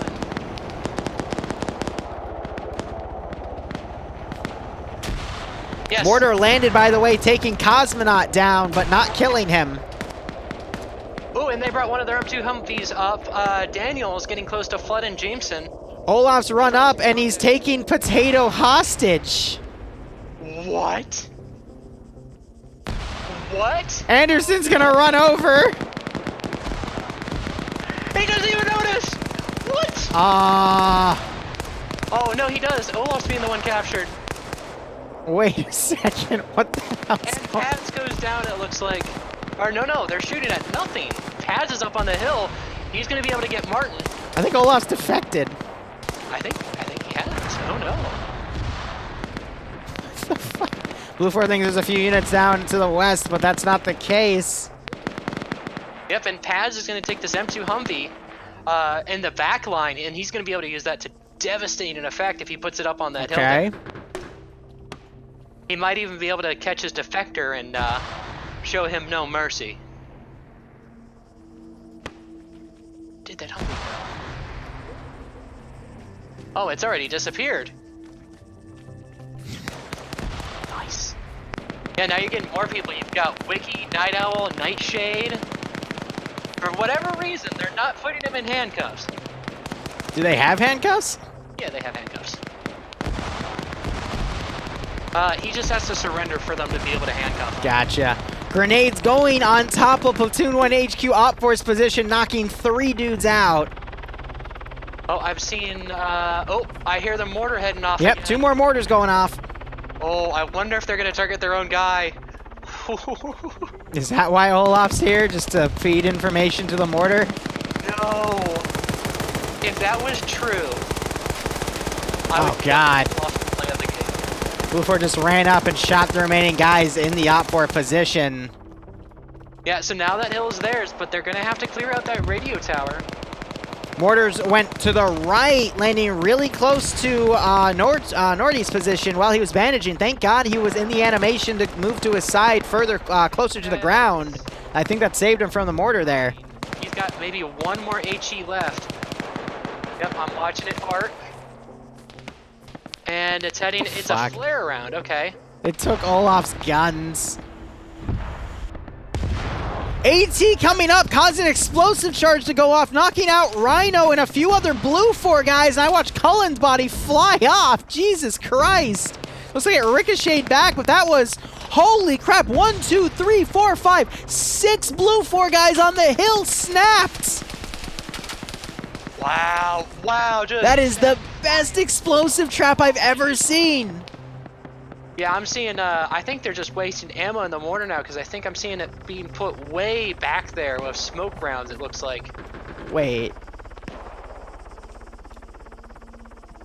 So hopefully they'll be able to use that PRP to, with its 7.62 gun for the turret, to any kind of effect. Start medicing him like fuck's but sake. it looks like Blue 4 has almost gotten this third base objective with But they've got units moving past. They think that group up there is still enough to go take it, and they're pushing on to Sector 2 instead, leaving a garrison of Op4 at Sector 1. Watch pads, watch pads. He's gonna get probably McDudes or Nutty Person. He's still in the back lines of Blue 4. I'm also no longer seeing Olaf. Oh, let's see. No, he's still alive. He's leading Potato down to the objective. Okay. I don't know what's going on. I don't know what's going on. Hey, maybe they're buddies. They just chose the wrong sides.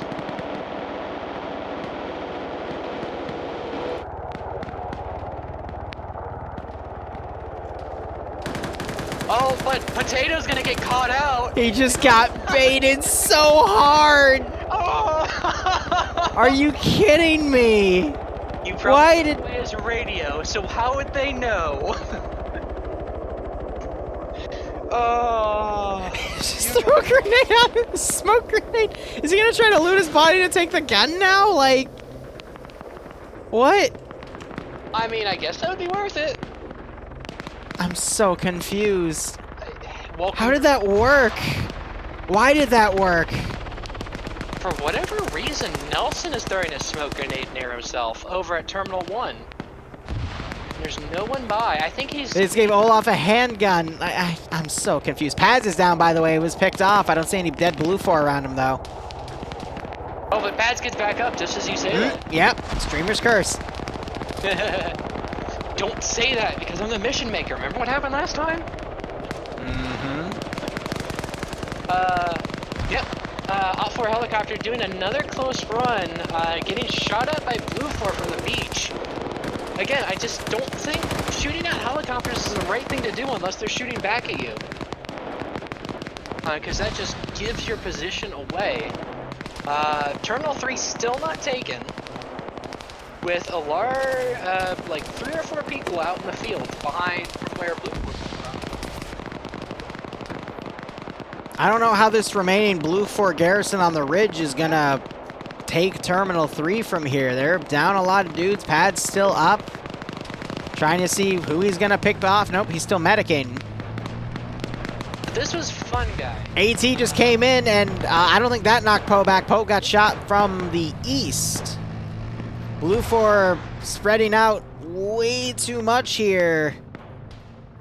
I mean, Op4 isn't doing that well either, to be perfectly honest. These guys are pretty even on numbers, but Op4 has the defend advantage. They still have 2 BTRs rolling around, or 2 BTRs? 1 BTR rolling around.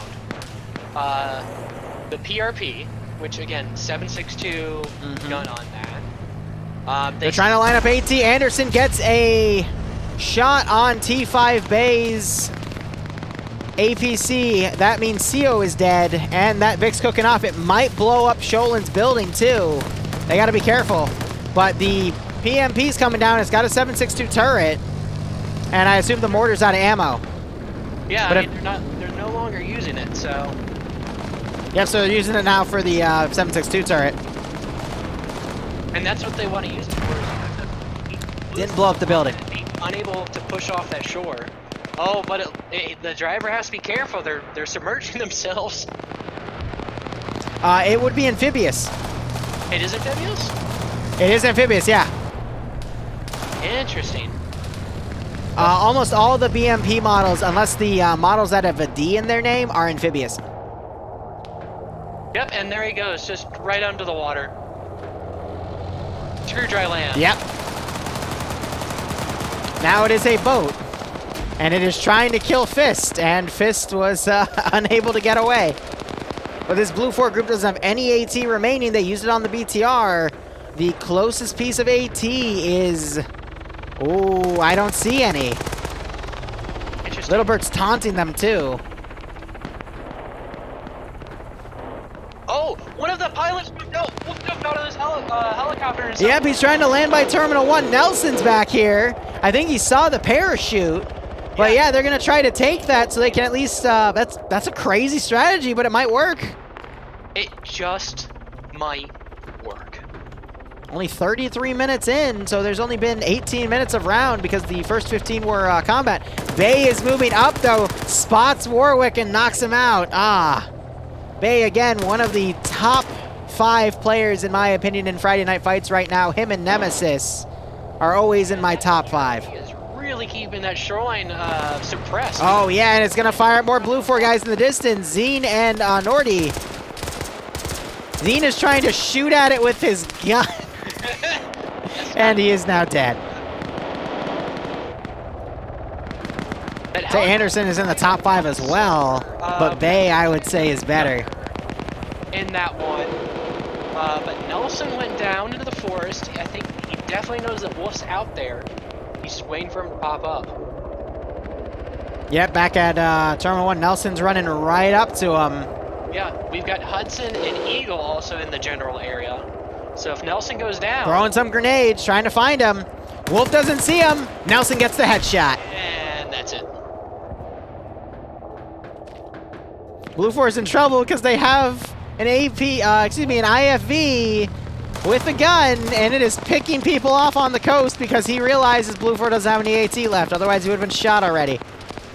Yeah, and they have no defense. Oh, they're all hiding behind that hill in that depression. And it just cut 2 people down. But Blue 4 can't maneuver because they've got some guys. Man, Blue 4 had this, and then ever since 6 of them blew up on that hill by that explosive trap, everything got turned around. Yeah, that hill they took, yeah, it's backing up for control. Nightshade's getting attacked. He's gonna be Bay took out Anderson and someone else, but I think Cool Breeze got him. So now it's just only him up there. And that PRP still coming around now, trying to pick off Nutty Person. And it gets the kill. Jesus. No, now it's going for Fun Guy. Fun Guy, the Shoopless in it is on 5 kills, by the way, on that gun. Knocks Fun Guy out. Blue 4 is pretty much SOL. Op 4 has a 2-to-1 ratio. You got Cool Breeze running right up to the terminal, ready to take it. But the pilot, unfortunately, never got there. Yeah, that helicopter is flying really slow over the objective now.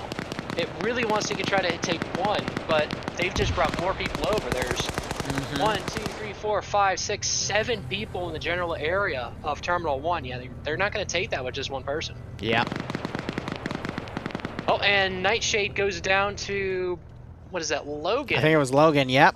Yeah, he was the last guy over there trying to take on Terminal. He's the co-pilot for the Little Bird, by the way, so he landed at some point. So both teams having the same idea to drop their co-pilots just to add those extra riflemen in, and they've... I mean, for Op 4 it worked out, but for Blue 4 not so much. Objective. Yeah, but again, he's not going to be able to do anything since Objective 1 is not going to be touched. AT also went out on the PRP, but the PRP is still alive. So I got Nordia trying to GL it. Poor soul. And you have the Little Bird landing, with Standard probably going to get out. He's going to check if that boat's okay. I doubt it, though, because a mortar landed right on it. If it is okay, I'm going to be really surprised. Okay, fuck me. Okay, then. Fucking mortar hit that thing dead on. Now, is the PRP going to think that it's enemy, or see that the Little Bird's right there and try to move with it? The guns have to be disabled, though, with that mortar shot, because I know they have their own damage models. Yeah, he's just driving it around. Cool Breeze tries to take out Nielsen, but Nielsen says no and takes him out instead. Now we've got Germania, Cosmonaut, and Severe. They push back up onto that hill overlooking Terminal 3. They're going to be close to Pierce, who I think is a marksman with the way he's shooting. Yeah, he's a marksman. Taking shots at the boat. Yep. Minigun is now firing on the rear on dead bodies for Blue 4. But yeah, somehow Op 4 has taken the waterway and just completely screwed Blue 4. Yeah, and Pierce is still shooting at the boat. Come on, Pierce. PID. He's confused. Logan pushing up, knocking 2 people out. Switching to his handgun. The problem is... Severe's probably going to drop him, yep. From the other terminal. Sideways, moving down. He's on an open plateau. Luckily safe for now, but he's I woke up, though. From Vagrant and Buckets. PRP now engaging Severe, crippled him. All three of these guys are walking wounded. Logan knocked out 2 of them. Now the PRP is cleaning house. Pierce walking up, doing a friendly wiggle just below, and is still getting engaged by the vehicles that were shooting at him. But, careful, guys. Wow. Blue 4 is just getting cut down every step of the way. There's only a handful of them left. Norda's trying to run up there, but is getting minigunned.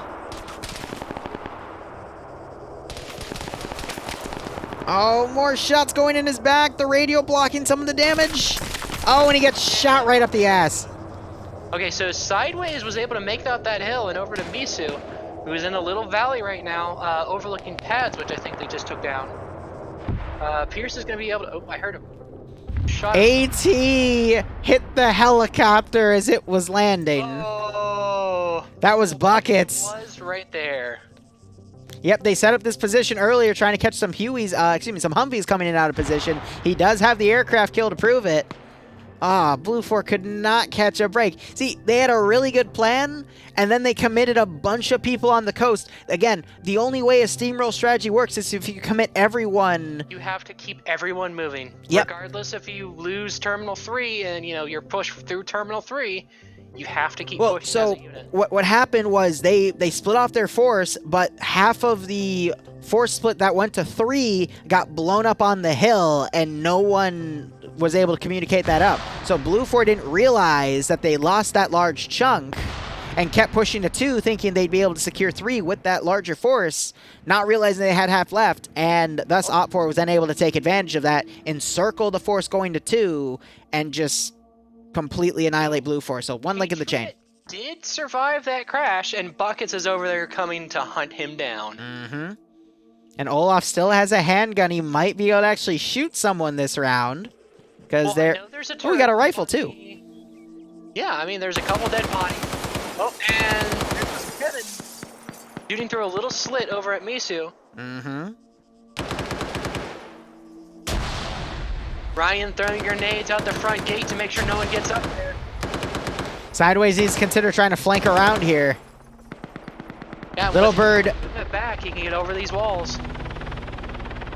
Sanders got back in the Little Bird. Wells and his gunner have gotten into the boat now to keep that area secure on the harbor. And they're just going to leave that PRP floating. It'll be fine. Yeah, it'll be fine. I didn't even remember what happened to Cool Breeze. Looks like he got taken out. Cool Breeze picked a fight with Op 4 Command, which was Nielsen, and Nielsen won the fight. And the Little Bird just took a hit by Misu. Sideways got knocked unconscious. Yeah, he got into a 1-1-1 with someone else with a PKM. Managed to kill the PKM gunner, but the PKM guy knocked him out. Fair enough, fair enough. And Bucket's looking around the crash site for Patriot, but Patriot is running for Terminal 1. Yeah, Sideways still down in that alley. But I wonder if he got Arma. No, he look up on the northern side. You can see a PKM gunner dead behind the other little building. He traded with that guy. Sideways wakes back up, almost shooting Misu. AT coming in. The capture, Carl Gustav. Jameson took it and managed to knock them both out with that. Hot damn. Oh, and this gets a rear tail rotor. And then he gets grenaded by his own team. What the fuck did I just witness?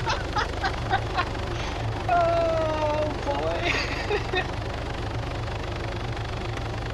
Yeah, let's see the what? They have Wiki still effective and Patriot still effective, but 2 guys versus 20. Adriano incident. Adriano incident. Pads is down. He's dead. I think got hit by Misu and Sideways when they were in that. Oh. And there goes Sideways and Misu. They're now done. Oh, but now they're getting blue on blue. Pierce is. Take him out. That's a Carl Gustav gunner, guys. Ah, yes. This Op 4 is made out of Blue 4. Engage him. And now look, Jameson's ready in the Carl Gustav. Oh, but he doesn't take the shot because he knows how to PID. Damn it. Pierce, meanwhile, is getting shot at by Vargan, I believe. And he's also getting engaged by Platoon 1 HQ. Who is Cole shooting at? He's shooting through the door. Dude, that's friendly up there. Oh my god, they flared Patriot's position, and he's been knocked out rolling down the hill. Yep. And yep, Op4 managing to take out Jameson because that Carl Gustav clearly means he's an enemy. The risk of picking up enemy guns, man. Flare over there too, so now all the Op4 are going to be looking over there and killing Patriot's anyone woken up. He's crippled, though. He's got no choice but to fight. He's literally just flicking his head. He's saluting them. He's saluting. He's conceited. He's conceited. I love it. He's just friendly wiggling. Now let's see, is Vargant going to take him? Probably. Take him prisoner. No, he's going to shoot him because he didn't see the salute. No, he's going to take him prisoner. My fucking god. Oh, this is great. He stopped. He stopped. Yeah, he's told to stop. He turned. No, he moved. He moved. Oh my god. And he just double taps him. I want to make a police joke, but I'm going to hold that one to myself. Wiki, last man with the marksman rifle. No, wait, yes. It's... Okay, I thought that was an MOS scope, but no, he's got a 249. He has the weapon of choice for solo, and now he just has to kill 5 people. He's got 20 minutes.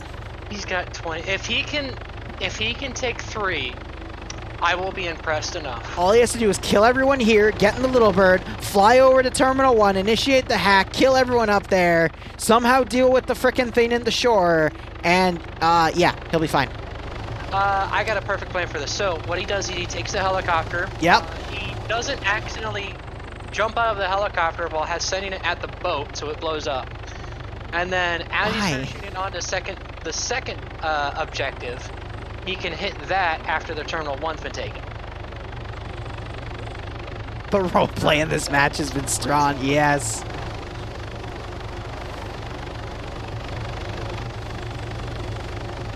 Wiki is the master of stealth, waiting for someone to go on that rooftop. Before you guys started streaming, this was pretty standard for him. He would, as they call it, lone wolf, within regulation. Like, we would tell him to go off in his own, and this is what he would do: is he would stealth through, get behind the enemy lines, and just kill people. He would do very well at it. So he's in his natural environment. I hope you didn't just streamer curse him. I really hope. Because there is an Op4 guy looking in his direction that is PV2 Cole, and he might shoot him. But there are a few trees in the way. And the hill. Yeah. Oh, they're looking. They're trying to spot him. I'm going to take a look from Cole's perspective. Yeah, Buckets and Vargant coming back. From his perspective, I can just barely see it. They're trying to get up the stairs past him, blocking his view. Oh no.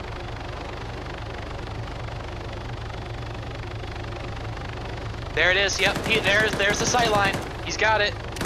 Wiki's gonna have to get up and move. Wiki is crippled. Trying to return fire, but it's a keyhole. Yeah. Now he's got even more gunfire going down on him. Did they just... Wiki's being riddled with bullets. He's trying to get away. Can he crawl to the tree? He can make it. He can make it. He believes. He's finally starting to believe. Oh, man. Op4's all huddled around right here. Like, did we get him? Is he still there? Trying to find an angle. Hey, Kevin might have an angle. He's just blindly spraying, actually. All right. Oh, man. And now we're starting to see some of the guys disconnect, knowing it's lost. There's Flood and Jameson. Oh! Wiki getting shot at by Buckets and Vargant. Getting hit from 2 angles. He's going to be pushed right back into the... AT even going in. Wiki has his god mode on. No, he doesn't. Oh, beautiful. He just got outflanked, just like the rest of Blue 4, outflanked and unable to move. Yeah, he was crippled within the first few shots, and that pretty much sealed his fate. Yep. Let's see, is there any other Blue 4 on the map? Nope. Nope, that was him. Well, we just gotta wait for him to either wake up. Come on, wake up. Wake up for sure. Come on, Zeus, just give him it. Red win! Calling it. Red wins. I mean, one guy versus everyone, so that was a good match. Mm-hmm. Hopefully, Blue 4 takes a lesson from this, and everyone else, you don't backcap. Yep. All right, let's go downstairs, hear the ending. Why? Hey guys. Hi. Thank you all for coming tonight. We do appreciate it. We are here every Friday, as most of you know, and we'll be back at it again next Friday. It is, I'm talking Eastern Standard Time, but it's 3 p.m. Eastern for the EU event and 8 p.m. Eastern for the North American event. Looking forward to seeing BMP y'all was there. a But thanks for slaughter, coming out tonight. man. Hope you all enjoyed it. All right, guys, that is it for this branch of Friday Night Fights. A lot of crazy close matches and a lot of great plays, as always. I have been your host in commentating, Liru, and I will see you Sunday for some Zeusops at noon and 2:30 p.m. and maybe some stuff tomorrow because I don't have any plans. So thank you so much for watching. Go operate operationally. Enjoy the rest of your day or night. Cheers, and let's actually see if we can find someone to raid on Twitch real quick. Make someone's Friday night, because I'm going to go crash hard, so. Let's get on Arma 3 here. And who can we find?